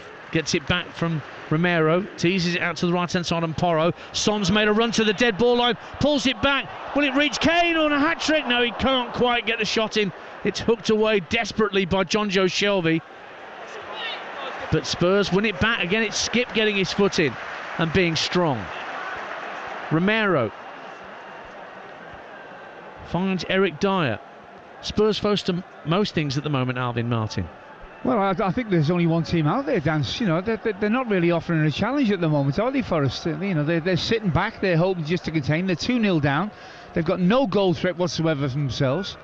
Really, really poor. I mean, if you're Steve Cooper, you know, at half-time, you're going to have to tell a few home truths there, because they've come here and surrendered up to this point. That's Alvin Martin. You can hear former England and West Ham centre-half alongside me, Ian Danta, here at the Tottenham Hotspur Stadium. Leicester equalise against Chelsea through Patson Daka. That's 1-1, and it's also 1-1 at Ellen Road. Patrick Bamford has scored to make it Leeds 1, Brighton 1 in the Premier League. But it's 2-0 here to Tottenham Hotspur. We send the ball back to Fraser Forster. Charlton equalise at home to Accrington. That's 1-1. Steven Sessegnon. And a foul on Skipp by John Joe Shelvey. Hands Spurs a free kick just shy of the halfway line. That was terrible, wasn't it, from Skipp? He got a ball from Forster, which was a good ball, but somehow he just took his eye off it. It rolled away from him. Now he's into a 50-50 because the ball's heading towards John Joe Shelvey. And Shelvey looks to be favourite. He makes up half a yard in that race to get to the ball. And it's Shelvey who, in the end, fouls Skipp, but they're lucky and fortunate. They're still a team that aren't playing with ultimate confidence, and that's why I'm disappointed that Forest haven't taken advantage of that and come and asked a lot more questions of them. Ball headed out of play by Renan Lodi. Hartlepool struggling in League Two, lead Northampton. Playoff chasing Northampton, indeed automatic promotion chasing Northampton. And it's Josh Umaira getting his 11th of the season. 11 goals in a struggling side. No mean feat. And Oxford 1, Derby 2. Derby in front through Louis Sibley at the Kazam. And Maidstone 1, Barnet 2 in the FA Trophy quarter-finals this afternoon. Here is Clement Longley. Oh, bags of space on the right-hand side for Porro. Chests the ball down the right-hand side of the box. 4 calling for a cross, including Kane at the near post. Tried to flick it in, but it went over the top. Got too much on it almost, Harry Kane. And it ends up being a goal kick to Forest, who trail by 2-0 as we approach half-time on TalkSport 2. Good play from Davis on this left-hand side. He opens his body up. It's a great ball into the path of Porro, and he really has a poor face touch, which allows the fullback to get out and put him under pressure. And because his touch wasn't bad, he delayed the cross in, which meant that Harry Kane's run took him beyond the near post and made it impossible for him to get that header on target. Ball's on halfway with Højbjerg. Turn back to Clement Longley. Wrexham lead Southend in the National League. Stephen Arnold putting Wrexham ahead. 4 points clear at the start of the day. Wrexham. Game day exclusive here at the Tottenham Hotspur Stadium. Our second exclusive commentary of the day from the Premier League. Spurs 2 up and coming forward with Ben Davis. Kane in the centre circle, spots Porro making a run down the right-hand side. Porro tries to get an early cross into the box. Deflected up in the air by Lodi. Might come back to Porro, but he ducked out of a challenge against Mangala, who's won it back. Lingard tries to get Morgan Gibbs-White going over the halfway line. Gibbs-White skips away from Højbjerg. Johnson calling for it to be played down the right-hand side of the box. He gets it into the near post and put behind by Romero for a Forest corner as we edge toward half-time. There's going to be 2 minutes of added time as well once we tick round in the next 20 seconds to the end of the 45. That's the first time I think I've seen them commit any bodies forward for us, and they are there for the taking. Spurs, they're 2-0 up. They've had a really easy ride, and Forest really have allowed that. If they'd have gone at them and maybe asked a few more questions, who knows what could have happened. Gibbs-White will have the corner down beneath us in the southwest corner. That 2 minutes of added time has now begun here at the Tottenham Hotspur Stadium. Gibbs-White raises his left arm, drills it into the near post, straight at the defender at the near post, who was Højbjerg, who heads it back from whence it came and out for a throw. Everton lead Brentford by 2-0. Massive goal for Damari Gray right on half-time at Goodison Park in the Premier League. And Shrewsbury double their lead at home to Morecambe. Robert Street makes it 2-0 to the Shrews. Forest have got this throw on the near side, level with the edge of the area. They work it back to Worrell. Worrell looking for a target up ahead, but instead he goes backwards to square to John Joe Shelvey on halfway. Bolton 0, Ipswich 1 in that big game in League One, 5th against 3rd. George Hurst, son of David Hurst, gives Ipswich the lead at the Unibol. In stoppage time here at the Tottenham Hotspur Stadium. Forest looking to get back into this game, 2-0 down as they are. Mangala finds Gibbs-White, trying to flick it round the corner for the run of Lingard. Half cleared by Tottenham's defenders, but it goes out to Lodi, midway point of the half. Now Felipe, the centre-half, spots Aurier in a bit of space on the near side, brings it down on his instep, cuts in field, plays the ball into Shelvey. Shelvey plays a 1-2 at the edge of the area, drills it goalwards, and it's deflected wide off skip for another corner late on in this first half to Nottingham Forest. 2-0 Spurs. I think if Forest would have come with a little bit more adventure, then this could have been a different game. And it shows you there that they're being allowed to pass the ball. They're sitting back Tottenham, trying to get to half-time. 2-0 up, you can understand that. But really good play from them. They start moving the ball around Forest. John Joe Shelvey gives a ball, makes a run, gets it back on his left foot, and it looks like it's a strike. And it is certainly goal-bound, but it's deflected away. But, more adventure, and there would have been more for them here. Again, zonal marking from Tottenham. They're not marking the man, they're marking the space, and Forest have got loads of red shirts on their own in and around the edge of the penalty area. In it comes again from Gibbs-White, deeper corner, punched away by Forster as Felipe came flying in, and Craig Pawson blows the half-time whistle, and listen to that. Warm applause around the Tottenham Hotspur Stadium as the fans head to the concourses to discuss that first half. Well, what they're doing is they're consolidating their 4th spot in the Premier League. It was all a bit low tempo at first, and Richarlison had an early goal ruled out when it looked like he'd lashed Spurs ahead with his first ever Premier League goal, only for VAR to rule it out for offside against the Brazilian. But wouldn't you just know it, Harry Kane stepped up when Spurs needed him, first with a header and then with a penalty to move on to 20 goals again for a Premier League campaign. And there is clear water between Spurs and Forest at half-time here in North London. It is Tottenham Hotspur 2, Nottingham Forest 0.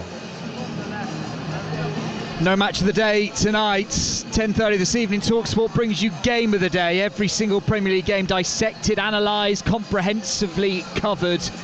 Listen on DAB, the TalkSport app. You can ask your smart speaker to play TalkSport. Watch live on the TalkSport YouTube page. That's game of the day on TalkSport tonight from 10:30.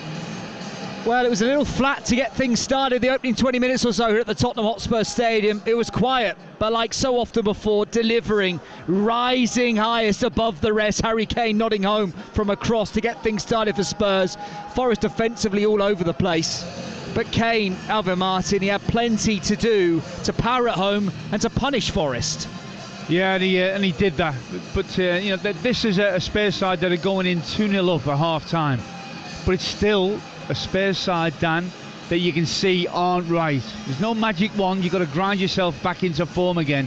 But they've done what they needed to do. And I've got to say, ably assisted by a team who come with a lack of adventure.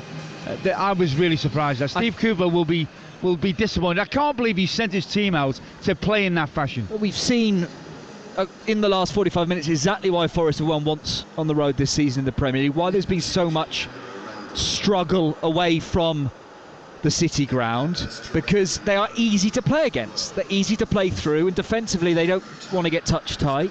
They want to gift Spurs possession in dangerous areas. That midfield is too easy to get around, to bypass, and defensively, what is the skipper, Joe Worrell, doing? Diving in on Richarlison like he did. Dreadful, and the whole of the back four have given fouls away, cheap fouls. And is it a back four? Yeah. I can understand a full-back wanting to get forward and get involved, but at times they don't bother to track back. No, well, they don't look like a team to me, and that's why they are in for a fight. Looking at the current form of some of the teams down at the bottom, I think Forest are going to be sucked in because the actual goals that they've got, they need to get supply to Johnson. He has got the ability. Lingard, I've hardly seen Lingard. Gibbs White, another player. They're three players that are capable of getting you something. But, you have to have a team that wants to get the ball to them. And their pass has been dreadful. They've sat off Spurs. It's a Spurs side that if you'd have come here and really got after them, put them under pressure, made them make mistakes, that was the way to go. It never looked like happening, Dan. I'm all for showing ambition and coming here and being brave and bold and trying to punish a Spurs side that may be feeling a little bit vulnerable, Alvin. But you operate with Morgan Gibbs White. You play Jesse Lingard. I think you leave yourself open, don't you? Well, you do. You don't get the ball to them. Yeah. You get the ball to them.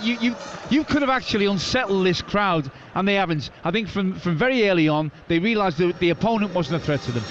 Second half to come shortly with Alvin Martin alongside Ian Dante on Game Day exclusive on TalkSport 2. Spurs 2-0 up over Nottingham Forest. Right, let's look ahead to tonight's Premier League action with Now Sports.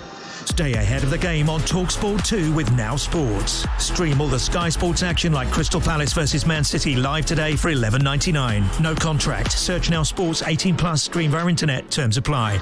Manchester City back at full strength, it looks like, as they take on Crystal Palace this tea time at Selhurst Park. Palace still winless in 2023. Watching for TalkSport from 5:30, our reporter Ian Abrahams, who joins me now. Moose, afternoon. Afternoon, Dan. How are you? Very well, thank you. Very well indeed. Pressure mounting, without doubt, on Patrick Vieira. They're only still a little bit clear of that bottom three, aren't they? Yeah, and it's diminishing by the goal that goes in. I mean, Bournemouth win today, Everton winning right now, Leicester getting a point, Leeds getting a point. I mean, as things stand right now, right this second, Palace are just 4 points out of the relegation zone.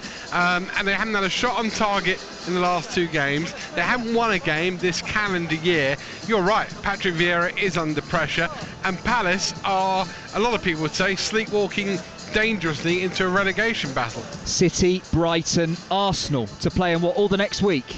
Yeah, this I think is a defining week for both Patrick and also for Palace. You're right. I mean, listen, the rivalry with Brighton is well known, and that will be tough for them going to the Amex on Wednesday. Arsenal next week. Arsenal going for the title, and City here today. They normally do okay against City. They can frustrate City. They've won a couple of times recently up at the Etihad.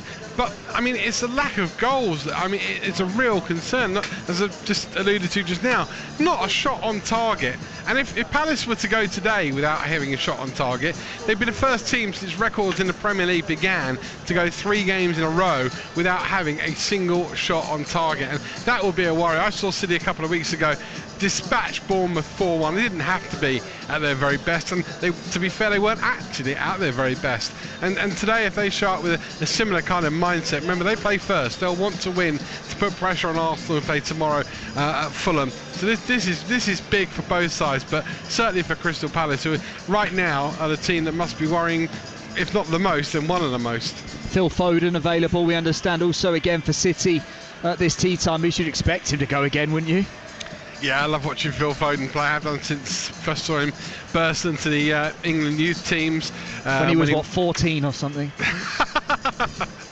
When he won the World Cup with them, and then, of course, came into the under-21s. And, I think Adi Boothroyd will always be taunted by the fact that he didn't play Phil Foden when we were over in Italy in San Marino in that tournament. Said he played him in all the games. I'm sure England would have gone close to winning rather than going out in the group stage. He's a magnificent player. 200 already, 200 appearances for City, and he's only 22 years old. I mean, this is the man that could become a real club legend. But Erling Haaland's been knocking goals in for fun.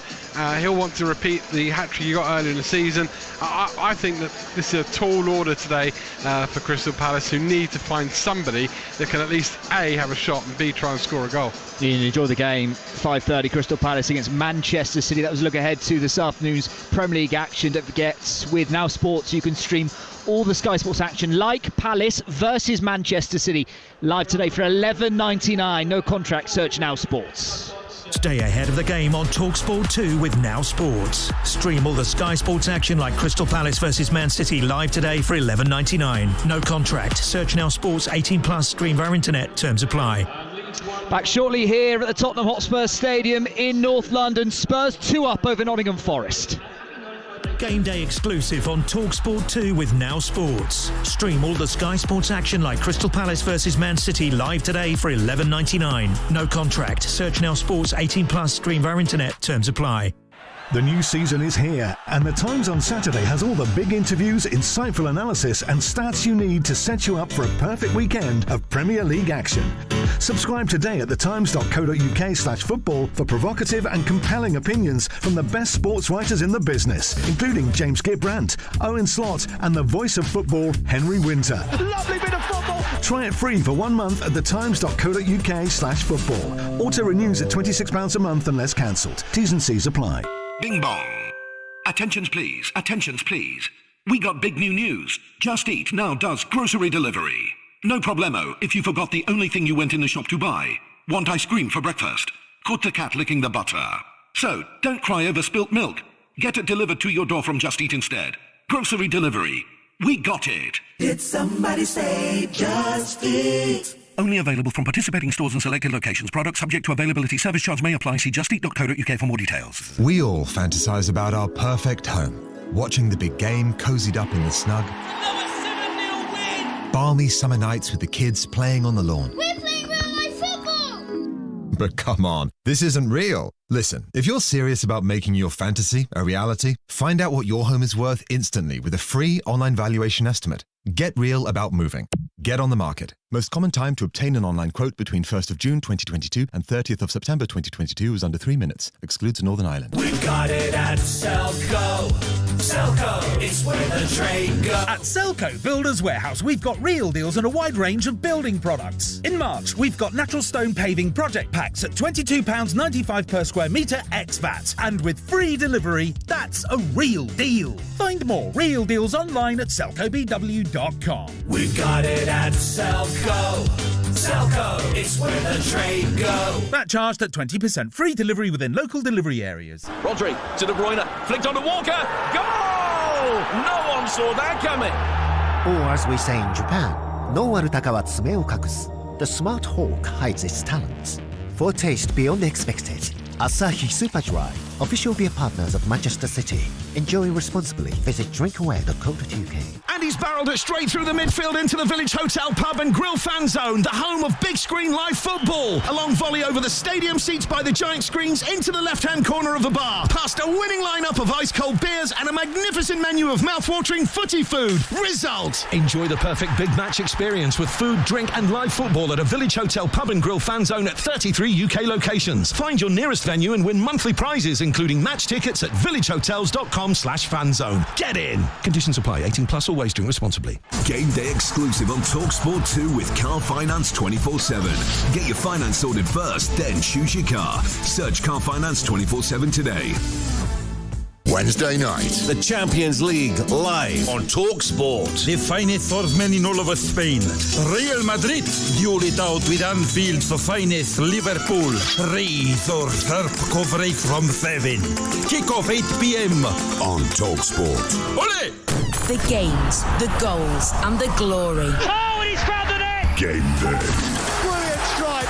Live football coverage that's beyond compare. Game day exclusive on TalkSport 2. This is Game Day. Half-time classifieds. Premier League. Bring the full time from earlier in the Premier League live over on TalkSport. Finished Bournemouth 1, Liverpool 0. Half times Everton 1, Brentford 0, Leeds 1, Brighton 1, Leicester 1, Chelsea 2, Tottenham 2, Nottingham Forest 0. 5:30 Crystal Palace against Manchester City. Back here between Spurs and Forest shortly. Alvin Martin, Ian Dancer alongside me. A reminder that England's T20 series in Bangladesh continues here on TalkSport 2 tomorrow morning as we bring you ball by ball commentary of the second T20 from 8:30 a.m. England 1 down in the 3-match series. And following us this evening here in North London, we bring you more live PGA Tour golf on TalkSport 2 with coverage of the third round of the Players' Championship, the unofficial 5th major. Looking forward to that with Ross Hargreaves, your host, from 5 o'clock. Alvin Martin just discussing during the break there, Forest, so simple to play against. And Spurs sensing maybe, Antonio Conte sensing maybe an opportunity to put at least 1 or 2 smiles on faces, to lift the mood ever so slightly in this part of North London. Well, I expected this to be a really tricky game for Conte and for Spurs, but it wasn't. It wasn't, you know, and they had it looked like it was a decent goal chalked up as well. You know, if they'd got off to that start with Richarlison, it could have been 3. But, you know, they haven't offered anything. Yeah, the thing is to keep it tight for the first 15 minutes, cause a few problems going back the other way from Forest's point of view, get the crowd really edgy, and then the stage is set for you to build and get something out of this game. But look, the fact that they've come here with so little adventure, Dan, you know, and their record on the road with 1 win all season, you know, that's got to be a regular way that they set out. But they haven't really looked like it, like scoring. I could have been in goal for Fraser Foster. I would have felt pretty comfortable coming away with a clean sheet there in that first half. So he's got to change that. Still moves well half. to your left, don't you?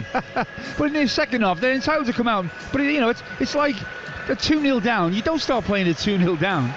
You know, you come out with a mindset the first 15 minutes of working hard for putting people under pressure. You can see Spurs are still struggling. Højbjerg is lacking confidence. He's playing safe. They're all playing safe. There's only Harry Kane. Think there's a lack of confidence watching the Spurs side. Kane 20 up for the season, 2 goals, 1 from the spot. Apart from that, though, are there deficiencies? There isn't a player out there that is really high on confidence. Not one. I can't see him. So you know you're playing a team like that. You make it hard when the ball's on its way to him. You put his first touch under pressure, because if you nick it off him, the crowd are going to get on his back. They haven't done any of that, Forest. It's been a really poor Forest performance in that first half. I can't believe it's going to be, you know, anywhere near that in this second half. They've got to get after Spurs, but at 2-0 down, it's like shutting the gate after the horse is bolted. As results stand at this moment in time, with West Ham to play later this weekend in the Premier League, Forest now just 3 points above the bottom 3 with work to do second half. It looks like Steve Cooper and his staff will be ringing the changes. Give me the details of those subs, plus second half commentary here on Game Day exclusive on TalkSport 2, alongside our commentary team, the former England defender Alvin Martin, with Ian Dancer. Thanks, Dan. Yeah, double change at the start of the second half for Nottingham Forest. Andre Ayew is going to come on for Orel Mangala. Ayew just returned from a spell playing in Qatar with the Al Sadd club.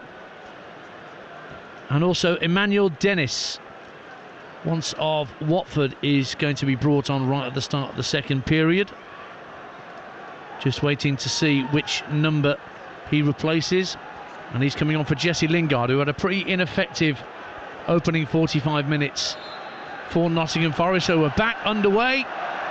Nottingham Forest in their red shirts and socks and white shorts attacking the North Stand in this second half. Spurs, the home side, in their white shirts and socks and navy blue shorts. I'll run you through the lineups in just a minute, but they're on the attack already, Spurs, with Son Heung-min, left-hand corner of the box. Just has to turn away from the penalty areas. He's forced back to the halfway line by Freuler. Has it again though, having played a 1-2 with Dyer. Out to the left-hand side, Longley finds Son again. Looks to slip Richarlison inside the area. Richarlison tried a shot, but it was blocked on its way to goal by the defender Renan Lodi, and it just bobbled through to Keylor Navas. 2-0 Spurs. See, that is a portion of play there that they've come up, and there's an urgency about it, Dan. There's a zip about it. They're playing quick, fast. They're flicking balls around the corner. That's what the game's all about. In the first half, it was easy for Spurs. But that's what Forest have got to do. They've got players out there that can do that. Play with urgency. Play with a bit of desire. Corner needlessly conceded by Ben Davies there, under no real pressure from Brennan Johnson. So Forest have an early corner in front of their spectators in that northeast corner. Down to our left-hand side as we sit high up in the west stand here at the Tottenham Hotspur Stadium. Centre halves forward once again. Worrell and Felipe at the edge of the area. Again, it's zonal marking from Tottenham's defenders, who are just marking space in and around the 6-yard box. It's Johnson to fire in the corner over Worrell's head.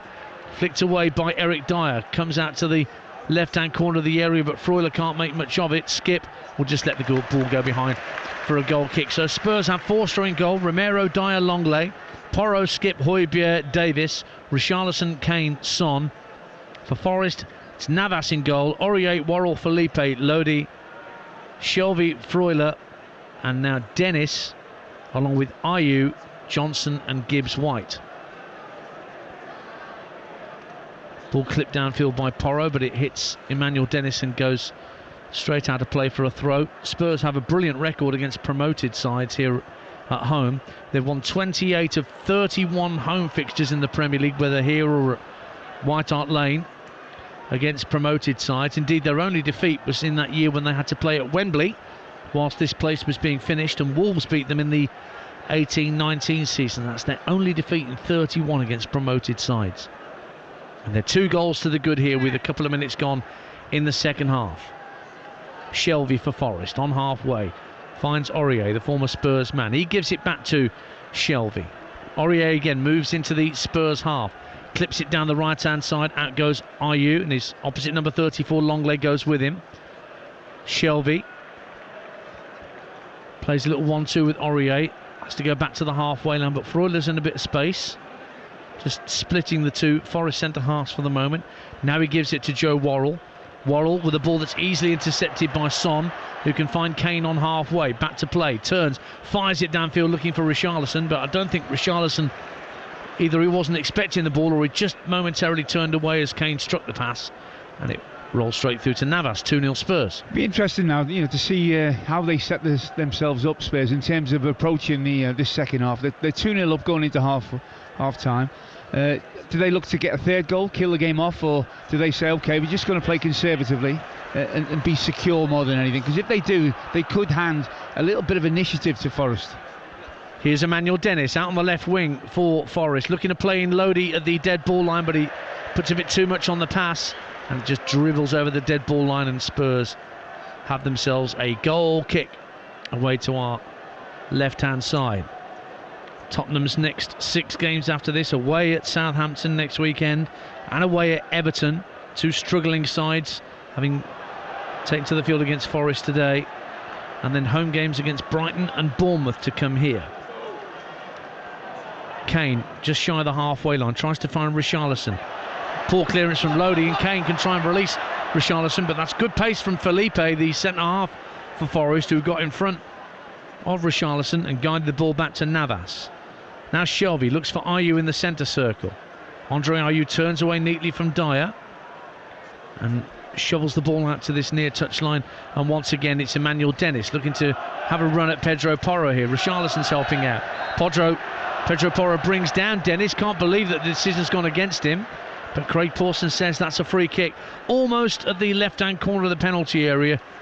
Chance for Forest to get the ball into the danger area. Well, at least he's shown that he can actually take somebody on one-on-one and, you know, backtrack a full-back, in this case Porro, you know, because they didn't show any of that in the first half.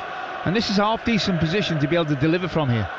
Well, Morgan Gibbs-White is standing over the free kick. It is level with the penalty area, just 2 or 3 yards away from the left-hand corner of the box, and just a one-man wall for Tottenham, which is Pedro Porro, standing behind the older vanishing spray, protecting Forster's near post as he just checks with his keeper that he's in the right place.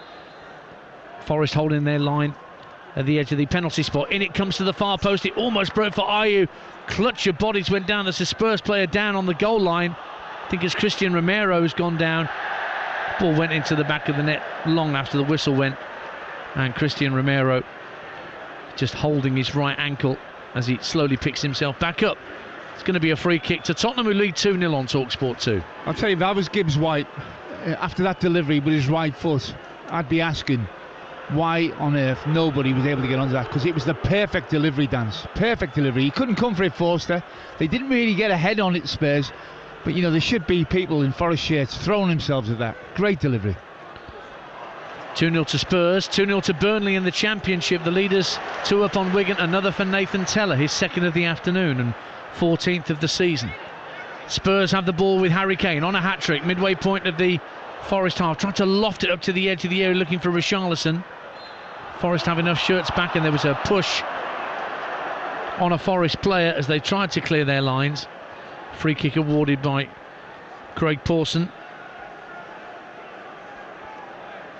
Nottingham Forest were bottom of the Premier League table during October and November, but only lost 2 of their last 8 in the Premier League before today, but failed to win their last 4. And they're staring down the barrel of another pointless afternoon here.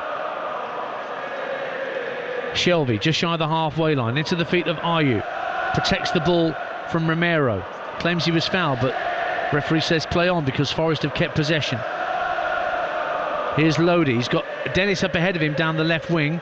He's eventually found by Freuler. Now Dennis, again he's got 2 Spurs players for company, skips inside Richarlison, lays it off to Lodi, and now Freuler works it back to Felipe just next to the centre circle. Patient from Nottingham Forest here. Shelvey takes over, plays it out to the right wing. Aurier has got Brennan Johnson on the overlap, hits the ball against Longlake, wins a throw for Forest in front of those supporters who travel down from the East Midlands. 2-0 Spurs. They're sitting back, they're not being too adventurous, are these Spurs? They're not throwing too many people forward. They're having a lot more easier possession now, Forest. That's what they do with it now, really. If they were to get another goal, we'd have game back on here.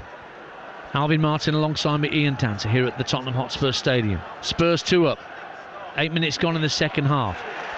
Throw to Forest right down by the corner flag on this near side. Carlisle lead at Swindon. Carlisle up into 2nd in League 2, a point ahead of Stevenage, and Jack Armour's given them the lead at the county ground.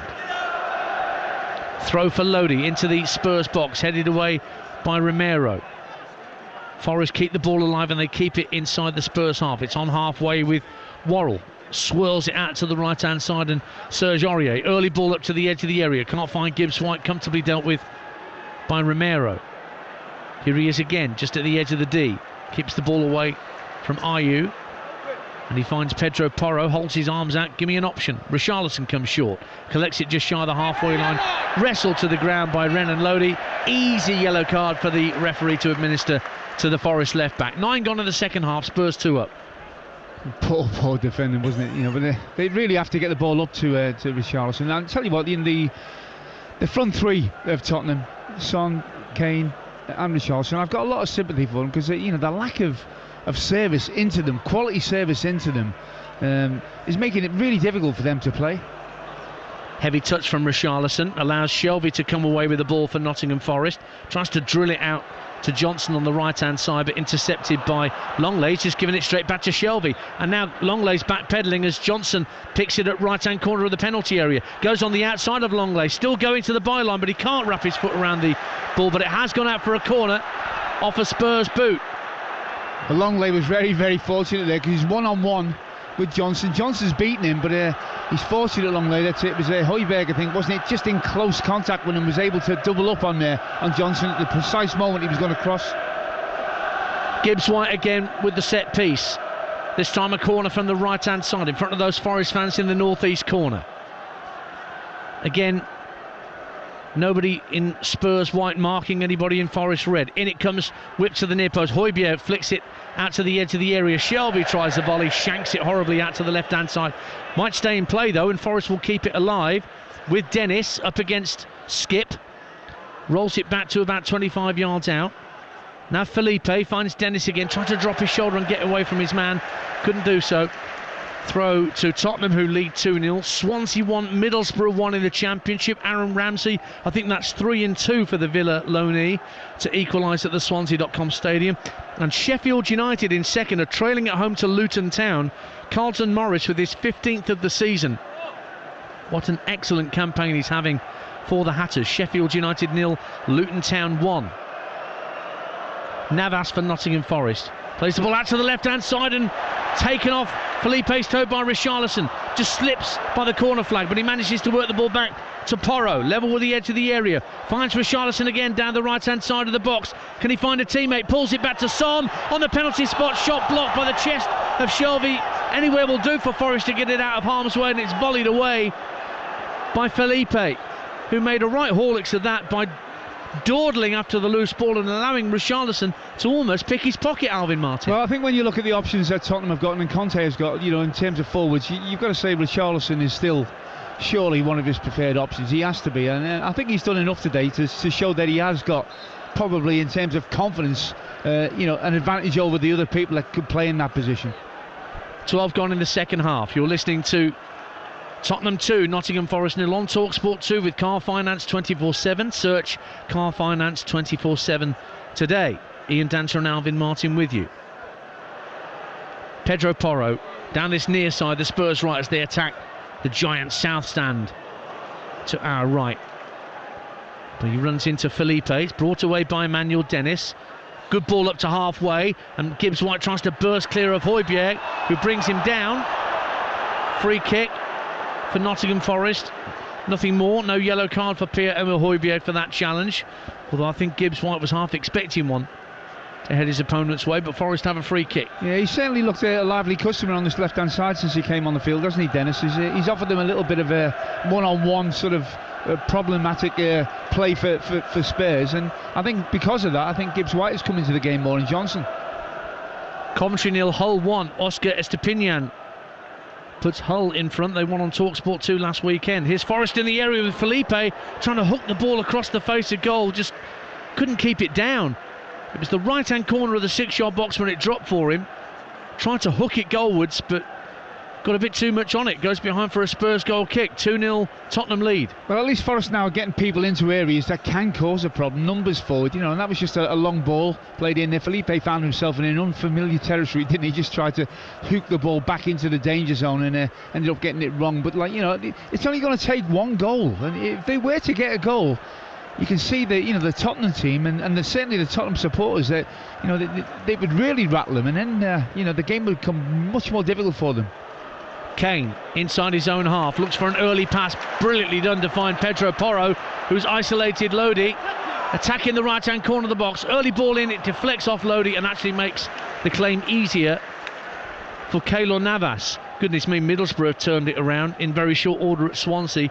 They now lead 2-1. Cameron Archer, another Villa loanee, as with Aaron Ramsey, has put Borough in front.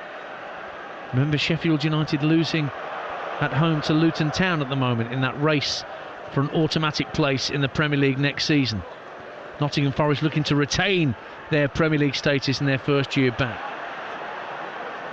But they're 2-0 down here. Ayew turns away from a couple of challenges, does well, good strength from Andre Ayew. Plenty of red shirts sports in this attack. Dennis Left-hand corner of the penalty area. He looks to shift inside Skip, but Skip takes it off his toe. And now Forest can have to get players back because Spurs have got 5 up in a counter-attack. Richarlison looking for Christian Romero, who's joined in. Romero down to the dead ball line, gives it back to Richarlison, right-hand corner of the penalty area, taking on 2 Forest players. Gets to the byline and loses out to Joe Worrell. And Worrell will just clear his lines, and Dennis chests it down to Gibbs-White. Here's Morgan Gibbs-White, flicks it out to Brennan Johnson. It's end-to-end at the moment. Forest coming forward with Brennan Johnson. Drives it goalwards. Good save low down by Fraser Forster.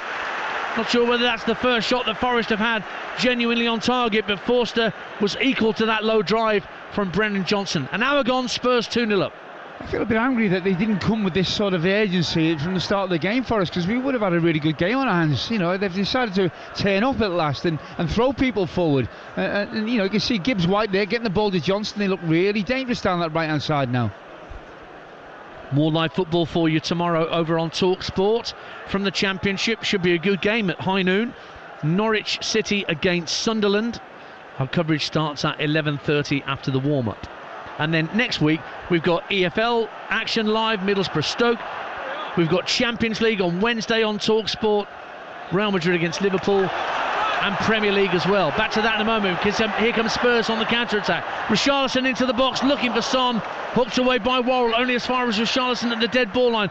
Chips it up to Son, brings it down brilliantly, 3-0.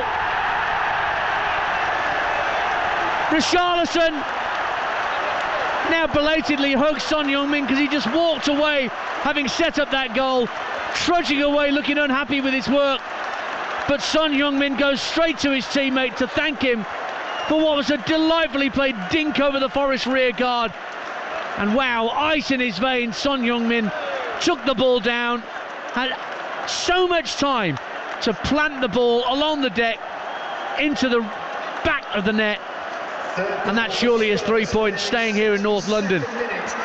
Tottenham Hotspur 3, Nottingham Forest 0. Well, just as Forest were starting to throw people forward and looked like they might have a goal in them, Spurs have actually finished the game off, haven't he? Surely that. Again, it's Richarlison down this right-hand side, and he certainly, at the start of this second half, has got a lot better service, and he's made a lot of good use of it as well. A searching ball the first time round, then he comes back to him, he thinks it again, but Son does really brilliantly there. Poor defending from Aurier. He just stops it on his thigh, and really makes it look a really easy finish when it's everything but. Nutmegged Shelby in the process, and 3-0 and game over, you must think. He'd only scored 1 Premier League goal in 21 starts before today, Son Heung-min. Been such a strange season for the South Korean. Scored 23 last year for Tottenham. He's certainly not going to hit those heights this year, but Spurs are consolidating their 4th spot. Just what the doctor ordered as well from Conte's point of view. You know, you wanted a game where you weren't going to be tested, stretched, asked too many questions of, and now they've got the 3 goals, they can enjoy the rest of the game, you know, and maybe just regain a little bit of confidence, which they obviously have been lacking and are still lacking. 3-0 then to Tottenham. Emmanuel Dennis tries to respond for Nottingham Forest at the edge of the area, runs into a couple of white shirts, one of which is Porro, who just hooks it away. Leeds 1, Brighton 2. What a run Brighton are on. 1 defeat in 10. Solly March has put them 2-1 up at Ellen Road. Shelby with a cross into the area, headed up onto the roof of the net by Christian Romero, so it will be another Forest corner. A few high fives between the defenders. Now they want the clean sheet. You'll know what that's all about, Alvin. I've got to say, when the 3rd goal goes in, that's as a player you think, okay, now I can enjoy the game, I can celebrate, you know, the 3rd goal, especially against a team that doesn't look like it's got, you know, that much about it today. Gibbs-White will eventually have the corner kick, but there's a Forest player down. It's Brennan Johnson, who's sitting down inside the Tottenham penalty area. I'm not sure whether he wants some treatment or he's just he's not happy with something, Brennan Johnson. He's back on his feet now. And Chris Wood's going to come on shortly anyway. Another recent arrival at the City ground. Forest will take this corner. Johnson's hands on hips, looking decidedly unhappy at the edge of the Spurs box. Here comes Gibbs White with the corner into the near post, comfortably headed away by Ben Davis. Shelvey will retrieve the loose ball and work it back to halfway. Lodi up to the edge of the area, just over the head of Joe Worrell, and they'll allow it Spurs to drift behind for a goal kick. We'll see whether Steve Cooper decides whether now is the time to make the change. You're listening to Tottenham 3, Nottingham Forest 0 on TalkSport 2 with Now Sports. Don't forget that with Now Sports you can stream all the Sky Sports action like Crystal Palace versus Manchester City live today for £11.99, no contract. Search Now Sports. Son Heung-min careering away down the left-hand side, gets to the dead ball line, has to go along the dead ball line, get away from Aurier. He did get away from Aurier, and he was fouled right at the edge of the penalty area, so close to being inside the 18-yard box. But luckily from Serge Aurier's point of view for Forest, it wasn't deemed a penalty. It's a free kick to Tottenham. It's a bit like a short corner in hockey. 3-0 they lead. Yeah, I think the thing is with Son, I'm always impressed with it. You know, it hasn't gone his way this year. The goals haven't been as frequent as he would have liked, but he never stops working, does he? He always puts a shift in for his team. Oh, he doesn't hide. Never hides. And he's standing over this free kick. Richarlison just having a conversation with Longley around the penalty spot. Kane, Romero and Dyer in the 6-yard box. So Son can whip this in right-footed into that 6-yard area and try and cause a bit of panic in the Forest rear guard. Approaching the midway point of this second half on TalkSport 2. Spurs 3 up. And it's Son's free kick. Also you got Davis lurking at the edge of the area. Goes to the far post. Kane nods it down, but can only find a Forest player, and Dennis is fouled quite crudely by Davis. And it will be a free kick to Nottingham Forest inside their own penalty area. Here comes another double change. I mentioned Chris Wood was coming on, and he is, but also Ryan Yates, an academy product, recently back from injury. He's going to come on for Remo Freuler, and Brennan Johnson, who, as I mentioned, was sat down looking like he was nursing an injury a couple of minutes ago. He's come off, so a double change. Chris Wood and Ryan Yates on for Forest as they try and get something out of this game. 3-0 down with a quarter of the game to go on TalkSport 2. Yeah, hindsight's a wonderful thing, Dan, but I just wonder, in hindsight, you know, Steve Cooper could have picked a different team. He might have put Wood up front and played 2 quickies behind him, because certainly playing the pacey front three never ever worked for them. That's what he played against Everton when Forest got themselves a 2-2 draw. It was Wood with Johnson and Gibbs White in behind him. Barnsley lead Plymouth by a 1-0. Adam Phillips with the goal for the Tykes. What a run they're on. Won 7 out of 9, Barnsley. And Bristol Rovers 3-1 up at Forest Green now. John Marcus for the second. Most definitely not going Duncan Ferguson's way in his first job in full-time management. Porro trying to get away down the right-hand side for Tottenham. 3-0 up. Brought half cleared by Dennis, but what a challenge by Oliver Skipp. Although it's been decided eventually by Craig Forson that that's a foul. It took a long time thinking about that, and it's going to be a yellow card as well for Oliver Skipp for that challenge. But you're right, Alvin Martin. He ummed and ahed over what to do with that challenge. May have got it right, you know, in real time. But certainly it was a ferocious challenge. But it looked like he got all the ball there. 2 people going over the ball. Skipp comes in late. Yeah, he's looked at it and thought, well, he did get the ball, but was it a dangerous one? I can see why he's seen it that way. Sometimes I don't agree with the ref, but I can see it. Dennis just explaining his displeasure with that challenge to Antonio Conte, who... If I'd have made the challenge, I wouldn't have been happy. I must admit, if that had been gone the other way against me, because you think, okay, I've gone in 100%, I've got the ball, but no. I think, to be fair, the referee has had a decent game today. Was he got one booking out before that?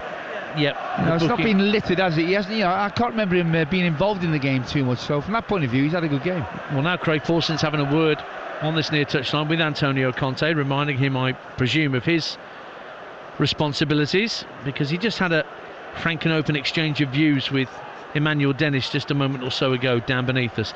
Meanwhile, Derby lead 3-1 at Oxford. Sam Long gets an own goal this time. He'd scored for Oxford, now he scored an own goal to put Derby further clear at the Kazam. I wonder whether Liam Manning's up in the stands watching that.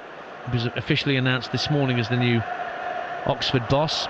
Maybe a watching brief for him this afternoon as he takes over from Carl Robinson. Just over 20 minutes to go on TalkSport 2. Tottenham Hotspur 3, Nottingham Forest 0. And Forest's miserable away record looks to be continuing. Remember, they've only scored 3 goals on their travels all campaign. Ayew is fouled this time by Eric Dyer at the edge of the centre circle. He can't believe that this has gone against him, Dyer, and he gets a yellow card as well. So suddenly the yellow cards are starting to pile up a little bit here for Tottenham. Well, I think Longley should take responsibility for that yellow card. What he was doing there, I don't know. He brings the ball down his chest, then plays it into a silly area just behind Dyer, but he's already under pressure, and Dyer has to foul the Forest player to try and stop the move going forward. So it's Longley really who should take that yellow card. That's what I'll be saying to him anyway. Newport equalised through an own goal against Bradford City. That's 1-1 at Rodney Parade. Grimsby 1-0 up on Rochdale. George Lloyd with the goal for the Mariners against Rochdale. Got their first win in 10 last time out. Still 4 points adrift of safety at the bottom of League 2. So Forest have a free kick just ahead of the centre circle inside the Tottenham half. I've just got to give a bit of credit to the referee, Craig Pawson. There's been a bit of pushing and shoving, and Højbjerg went down there as if he'd been, hit with a truck. And he told him to get up and stop being silly. I love to see a referee doing that, and he just got up straight away. Shelvey with the free kick, nodded back across the edge of the area by Worrell. Swing and a miss by Gibbs-White, comes back out to Shelvey in the middle of the Tottenham half. Dennis, dispossessed by Richarlison, knocks the ball back to the edge of his own penalty area. That could have been tricky for Tottenham, but tidied up by first Romero and then Porro. Skip, crossfield ball out to Ben Davies, who can run into the Forest half of the field. Son now picks it up off him. Davies has gone ahead of Son. Whips an early ball into the box. It's headed out for a throw, back from whence it came by Joe Worrell. Bolton 0, Ipswich 2 now in League 1. And it's Cameron Burgess with the second for the Tractor Boys. And Crawley 3-0 upon Harrogate now. What an afternoon they're having, the Sussex club. No winning 8. They're going to put that right this afternoon. Jordan Much with the third for Crawley. Now there's another Forest player gone down. It's Chris Wood, not long on as a substitute, who's sat down inside the Forest half of the field. He got a knock really early on after coming on, and he went down in the penalty area. It looks like his left thigh, and you can see he wasn't happy. Yeah, the sub is being subbed here. Nico Williams is going to come on, Alvin. So another reshuffle up front for Forest. Yeah, it was. I've just seen a replay of that injury to Wood, and what it was Longley who actually got a ball back to the keeper, and then his right studs went into the thigh of Wood. I don't know if he's had a cut there or he's got some sort of a muscle damage, but you can see he's a big lad, isn't he? He's not going to go down very easily, and it was an unfortunate incident from their point of view. It's been a bad afternoon, hasn't it, all round for Steve Cooper? It has not gone Forest way at all. But as Alvin Martin said, was the approach right from the off for Nottingham Forest to give Tottenham Hotspur something to think about after all their trials and tribulations of going out of 2 cup competitions and losing to Wolverhampton Wanderers in the Premier League last weekend. All that has been forgotten about for the time being. They're 3-0 up as Pedro Porro wins a corner kick. Not one many Spurs in this game. Lodi putting the ball behind, and so a corner to Spurs at the South Stand end as they lead 3-0 here on TalkSport 2. It's been easy for them as well. It's been an easy game. I think the front three have done themselves justice today. Kane, Richarlison, Son. I think Skip in midfield has been very good, but there's still a lot of repair work to be done. But this will go, a fair way to that. You win a game like this, a big game, an important game, 3-0. It will restore a certain amount of confidence. Son with a right wing corner, whipped into the near post. It's headed towards goal by Longley, bounced in front of Navas, and he claimed it underneath his crossbar and bowls in out underarm to allow Yates to bring the ball forward, the substitute for Forest. He's going to lay it off to Ayew out on the right wing. Ayew comes in field. Now Gibbs-White making a run through the centre. Ayew doesn't use it. Instead he uses it as a decoy. Keeps hold of it, Ayew, and then spreads play out to this near side, the Forest left, and Dennis. He lays it off to Lodi. Back to square it goes to Felipe, the centre half. Yates again showing for it, midway point of the Spurs half. Out to the right hand side, and Williams gets his first involvement. Fires in a cross along the deck. cleared away by Romero. And then Højbjerg and Longley, they're getting a bit of a mess. Gibbs-White has it inside the area, right-hand side, gets to the dead ball line, tries to pull it back, but could only find Eric Dyer's shoulder. And Forest do win the ball back. Yates out to Williams, right-hand side. Another early cross from Nico Williams, flicked away by Romero to the far post where Dennis picks it up for Forest.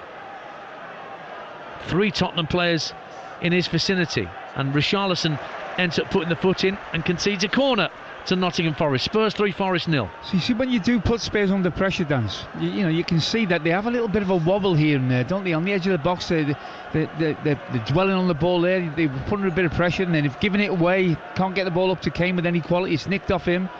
If they'd have come here with that sort of attitude and intensity, Forest, we could have seen a completely different picture. Gibbs-White with this latest corner for Tottenham at the north stand end. Right-footed in-swinger to come. Shelby lurking at the edge of the area, and it comes from Gibbs-White, and it's a brilliant save by Forster to deny Aurier, who tried to get a goal against his former club. Great header at the near post, but a flying one-handed save from Fraser Forster means it's merely another Forest corner, 3-0. Good delivery, a free header. I've got to say a free header, but what a great save. It really was spectacular. That heading to the top corner, nobody on the line, so it was an important save. Another corner for Morgan Gibbs-White. Another right-footed in-swinger for the Forest number 10. Again, it's a near-post delivery, headed up and out by Richarlison. Williams will pick up the loose ball for Forest, but he's going to go back in field for Aurier. Aurier will put the ball back into the Spurs box. Felipe drops for Dennis at the far post, blocked on its way to goal, and Spurs will hurriedly clear their lines. Will it stay in play on this near side? Gibbs-White trying to protect it, and in the end he's dispossessed by Porro and fouls him, so Spurs get a free kick. It's currently Tottenham Hotspur 3, Nottingham Forest 0. And for the latest odds, head to 888 Sport, the official betting partner of TalkSport 2's Premier League coverage, where right now you can get Harry Kane as the next goal scorer to make it a hat-trick. That's 4-1. Son as next goal scorer to get a brace. That's 7-1. And if you fancy Richarlison, who had one disallowed earlier, to be the next goal scorer, that is 8-1. That's all thanks to 888 Sport. Made to challenge, made to debate, made to play. 18 plus, begambleaware.org. Emmanuel Dennis drifting down the left-hand side for Nottingham Forest again. Runs into a bit of a cul-de-sac though. Leeds equalise against Brighton. 2-2 at Ellen Road, Jack Harrison. And Coventry equalise against Hull in the Championship. That's 1-1, Matty Godden. Richarlison shows too much of that to Lodi on halfway. But Richarlison's gone again down the right-hand side, and he's taken Felipe out with him. Tries to get inside Felipe, but the centre-half took the ball off the Tottenham number 9. But the clearance only goes as far as Ben Davies. Infield to Skip. Now Son, almost at the edge of the D. Kane to his left. Kane protects the ball. Drifts down the left-hand side of the penalty area. Gives it back to Son at the left-hand corner. Whips the ball in. Headed goalwards by Davies, and a brilliant save by Navas as Richarlison came flying in the 6-yard box. I'm not sure whether Richarlison got a touch, but Navas did superbly to turn it around the post for a Spurs corner, 3-0. And Son and Kane there interacting. Whenever them two are in close proximity, Spurs look, like a side that can flow and ebb. A great ball in by him there, Son. He's sort of, it's not a shot, he's trying to get into that far post. It gets flicked on once, and as you say there, the keeper has to read that, get down low to his left, and makes a great save. Ends up being a corner kick to Tottenham Hotspur with 12 minutes to go on TalkSport 2. Down to our right-hand side at the south stand end. Son Heung-min deliberately placing the ball at the edge of the quadrant. Richarlison and Kane lurking just to the left of the penalty spot. Longley and Romero in there as well. Man-to-man marking on those 4 players from Forest. And it comes from Son, headed out of the near post by Aurier. Bit of a swing and a miss kick from Højbjerg, but will allow Nottingham Forest to try and counter. Gibbs-White still inside his own half. Oh, he's lost it to Højbjerg. Højbjerg drifting in field up towards the edge of the area. Tries to play it into the box. Drops for Son! Great save, Navas. Got low down to his left so quickly and made an instinctive save to deny Son a second and Spurs a fourth. They're all over the place now, Forest, really are. And Højbjerg, once he'd nicked that ball, he did well to drive forward, and the ball eventually is landed at the feet of Son, and he just looks sharper all of a sudden, doesn't he? He looks at a player that's starting to really find his feet again. Swansea 1, Middlesbrough 3 in the Championship. Chuba Akpom makes it 22 goals for the season to seal the points for the Borough. Peterborough 0, Cheltenham 3. Alfie May gets a second of the afternoon for Cheltenham. And we've got 10 minutes to go. Don't forget the full-time phone-in with Jamie O'Hara and Gabby Ogbonlahor over on TalkSport at 5:30. Your chance to react to all the action this afternoon. Your first chance anywhere on national radio. 03717 223344. And at 10:30 tonight, as Dan Windle mentioned at half-time, game day, the reaction. We'll go through all the stories of the day at 10:30 tonight to recap another busy day in the Premier League and the EFL and beyond. Corner kick to Nottingham Forest meantime. I think it's their 8th of the game. Gibbs White to strike it. And it drops to the far post, and they've got one back. Joe Worrell unmarked at the far post, a rare away goal for Nottingham Forest. It may not mean a great deal. They've got one back with 9 minutes to go. Good pace on the corner kick from Gibbs White, and Worrell, bullet header at the far post with nobody near him. Spurs 3, Forest 1. Well, they've had 4 deliveries from exactly the same side of this corner, and everyone's gone in the same spot, so they knew where the ball was going to get delivered to Tottenham, but he just can't deal with it. He comes out for it, Forster, gets nowhere near, and then it's an easy header from that moment. Their 4th goal in away fixtures this season, Nottingham Forest. 2 substitutions coming on here, and I just wonder if one of them will be Richarlison. Will he take him off? Quite possibly. And that is Joe Worrell's first ever Premier League goal. It may only prove to be a consolation. Kulusevski and Lucas Moura are waiting to be introduced. 8 minutes to go on TalkSport 2. Got 2 games in midweek that are not on TV from the Premier League, which you can hear on TalkSport 2 and exclusively as well on the TalkSport app. It's on Wednesday, where you have the option of Brighton against Palace on TalkSport 2 or Southampton Brentford on the app. Spurs coming forward, cross from the left, drops for Porro, right hand side of the penalty area, tries to pull it back, and it came off Dennis and went behind for a corner, but there was a Forest player down inside the box, just picking himself up. It was Renan Lodi who was injured, and play was stopped by the referee. It looks like he's going to make a double substitution here, Conte. I wonder if he'll take Richarlison and maybe Kane off, and like for like. Well, it's all coming at roses for Spurs here. They're 3-1 up, so are Chelsea. They're 3-1 up at Leicester. Mateo Kovacic with the third. And Fleetwood equalise at home to Port Vale. That's 1-1 at Highbury in League One. Jack Marriott with the equaliser. And Swindon equalise at home to Carlisle United. That's 1-1. Tyrese Shade for the Robins. And it's going to be Richarlison indeed and Son that are going to be coming off, Alvin, when these substitutions are made. They're being made now. So Richarlison gets a warm round of applause for his efforts this afternoon. Thought he'd scored his first Premier League goal right at the get-go when he slammed the ball into the roof of the net, but it was ruled out for offside. He comes off, gets a hug from his manager. That's nice to see. And so Kulusevski comes on to replace him, and Lucas Moura comes on for Son Heung-min. So like-for-like replacements from Antonio Conte with 6 minutes of normal time to go. Gillingham 2, Tranmere 0 in League 2. No winning 3 for the Gills before today, but Connor Masterson has doubled their lead at the Priestfield. And York 0, Altrincham 2 in one of the FA Trophy quarter-finals. Don't forget non-league finals day, Sunday the 21st of May at Wembley, where the FA Vase and FA Trophy both get played together. Very best coverage on the TalkSport network. Sheffield Wednesday still one up at Portsmouth, but they've had a man sent off. Dominic Iorfa's been given a second yellow card. 2 lemons make a strawberry. He's off. Still Sheffield Wednesday 1-0 up at Portsmouth. And there's a Spurs player down now holding his nose. Is it Longley? I think it's Clement. It is Clement Longley. Got caught by a accidentally flailing arm from Morgan Gibbs-White. 5 minutes to go.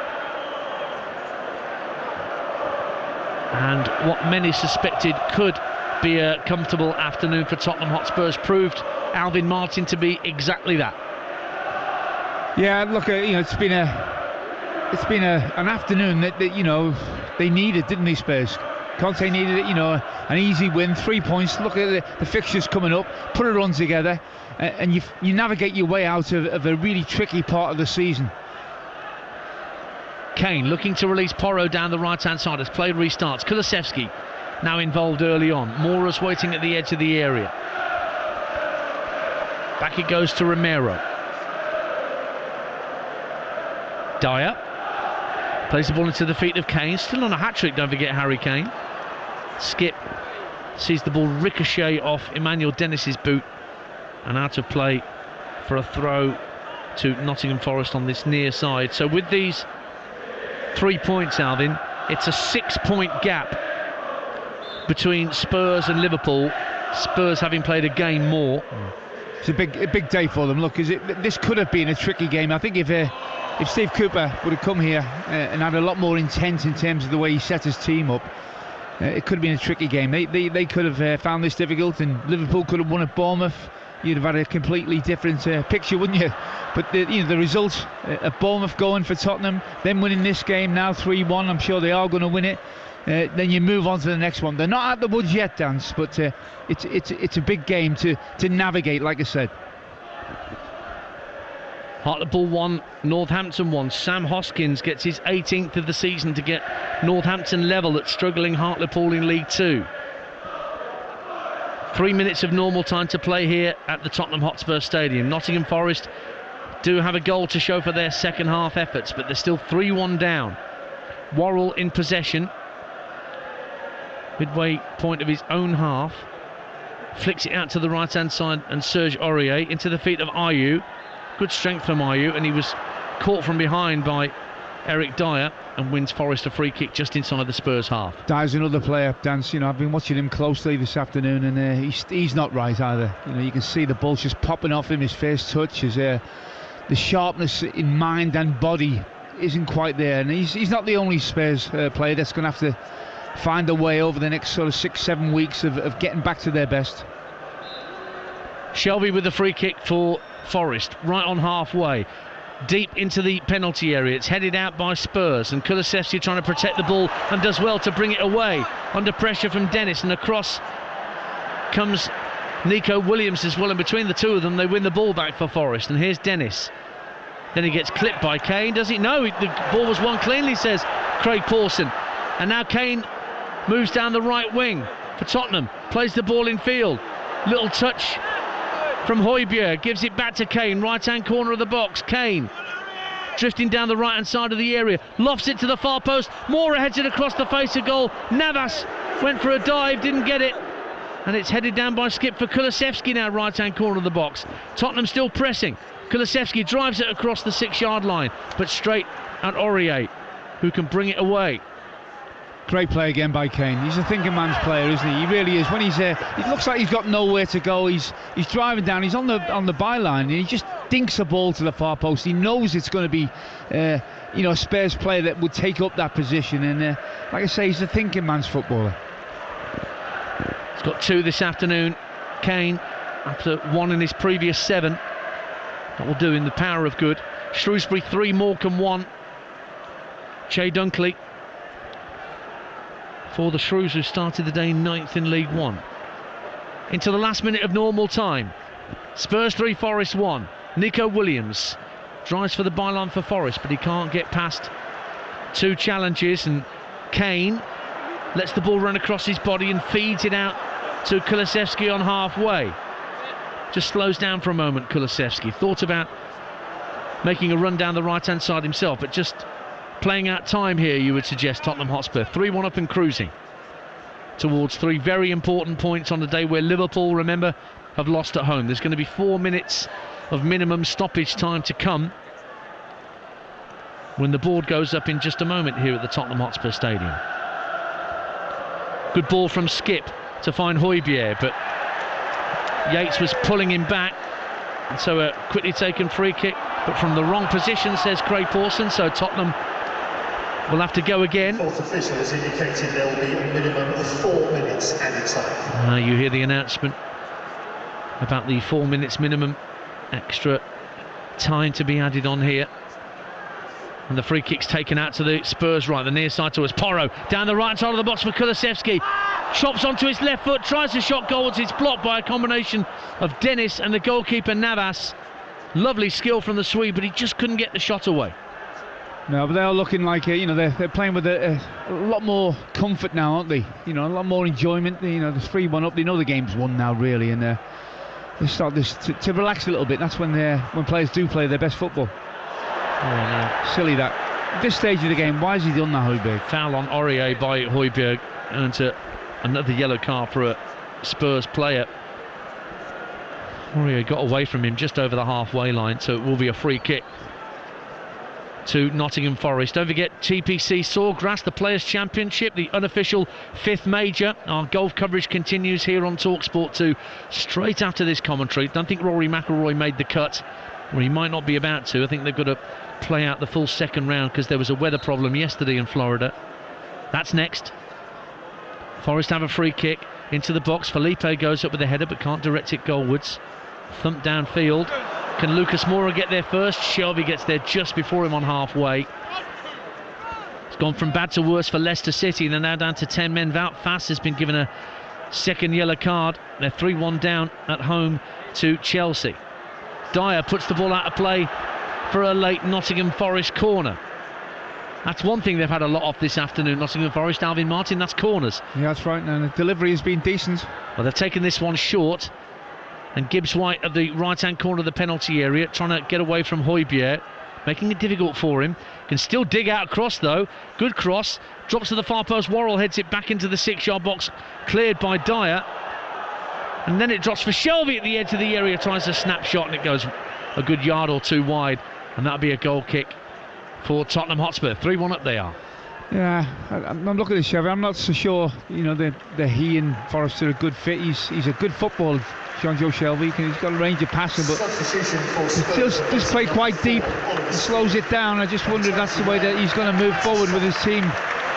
Steve Cooper. He's coming off and he's had a really good game, hasn't he? Oliver Skip is coming off. Stepping up to the plate in the absence of Bentancur and getting a warm round of applause, as you can hear around this stadium. Pape Sarr's going to get a few seconds run out in the Spurs midfield. Burton 2, Wickham 1.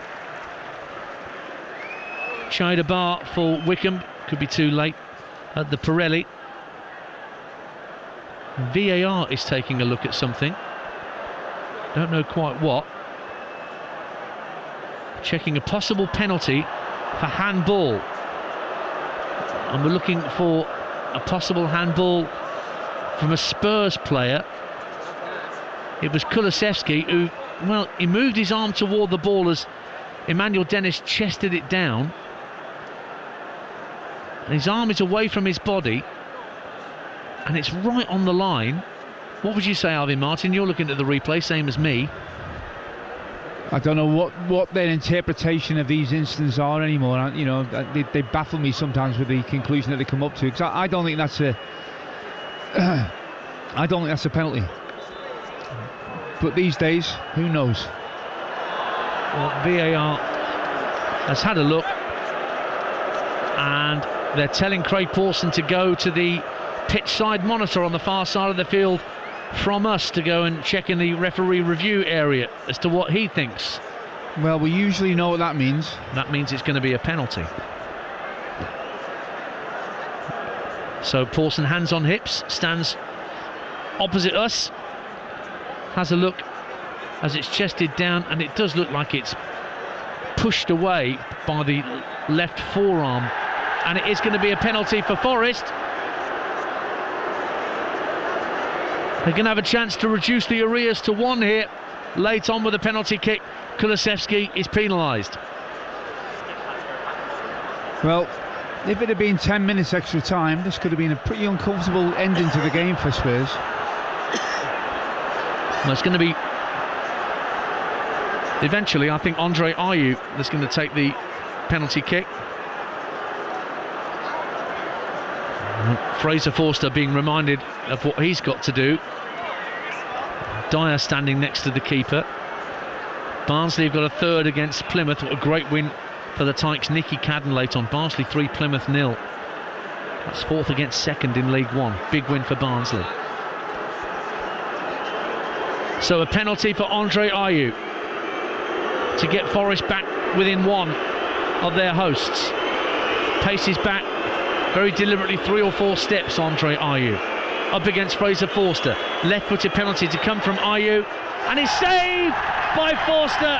And that just about sums up Nottingham Forest's afternoon as Spurs come piling forward on the break. With Pedro Porro pushed down by Emmanuel Dennis. Free kick. Well, there you go, Alvin. Does that sum up Nottingham Forest's day? Yeah, absolutely. Really poor penalty. But I honestly look at Forest here today, and you think, well, going into the remainder of the season, you can't see him winning many games with this sort of attitude, with this sort of a layout of a team, because they've been poor, and this has been an easy afternoon. Look, they could have been 3-2, but I don't think that was a penalty. I think there was a stroke of luck maybe there that it wasn't intentional handball, but that would not have told the story of the game if it had ended 3-2, because they've not been anywhere near Spurs. Finally, the substitution that was going to be made before the penalty was awarded by VAR has been made by Spurs, so Pape Sarr on for Oliver Skipp.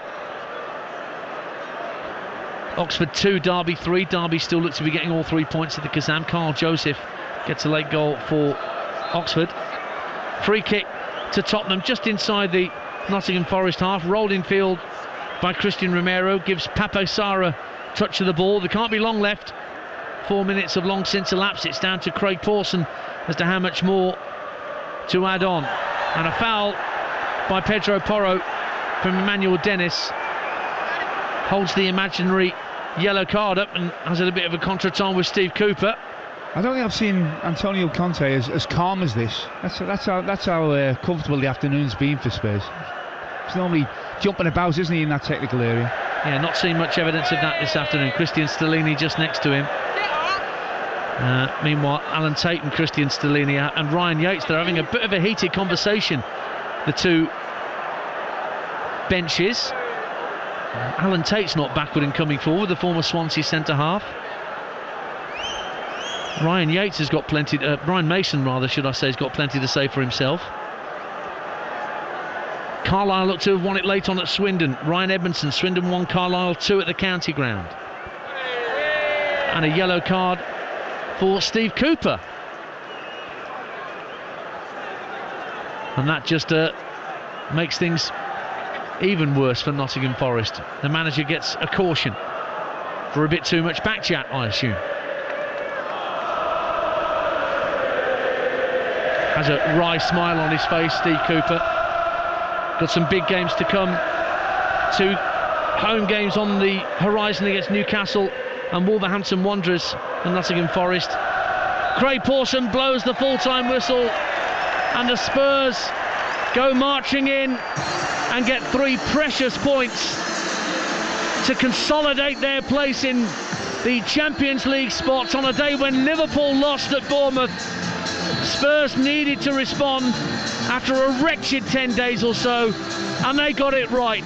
Harry Kane with 2, including a penalty. Son Heung-min with a rare goal in a Premier League start for the South Korean. Joe Worrell got a header back for Nottingham Forest, which proved to be nothing more than a consolation for the Premier League strugglers. But my oh my, how Tottenham Hotspur needed this afternoon. For once, the Spurs supporters can head home happy back down the Seven Sisters Road. Full-time score here at the Tottenham Hotspur Stadium. Spurs 3, Nottingham Forest 1. Ian Danton, thank you as always. It's been an unpleasant period of late, but finally I look around me and some smiles on faces. The wander back up the high road, a little more purposeful, a little more sprightly. Spurs back to winning ways, making tentative steps forward this afternoon. Pretty comfortable in the end. Fraser Forster's penalty save late on, helping with that. Fair summary of today, Alvin Martin. Let me start with this. How they need Harry Kane. Well, without him, they would be in big trouble. But look, I thought the front three did well today. I thought the service end to him has got to be improved.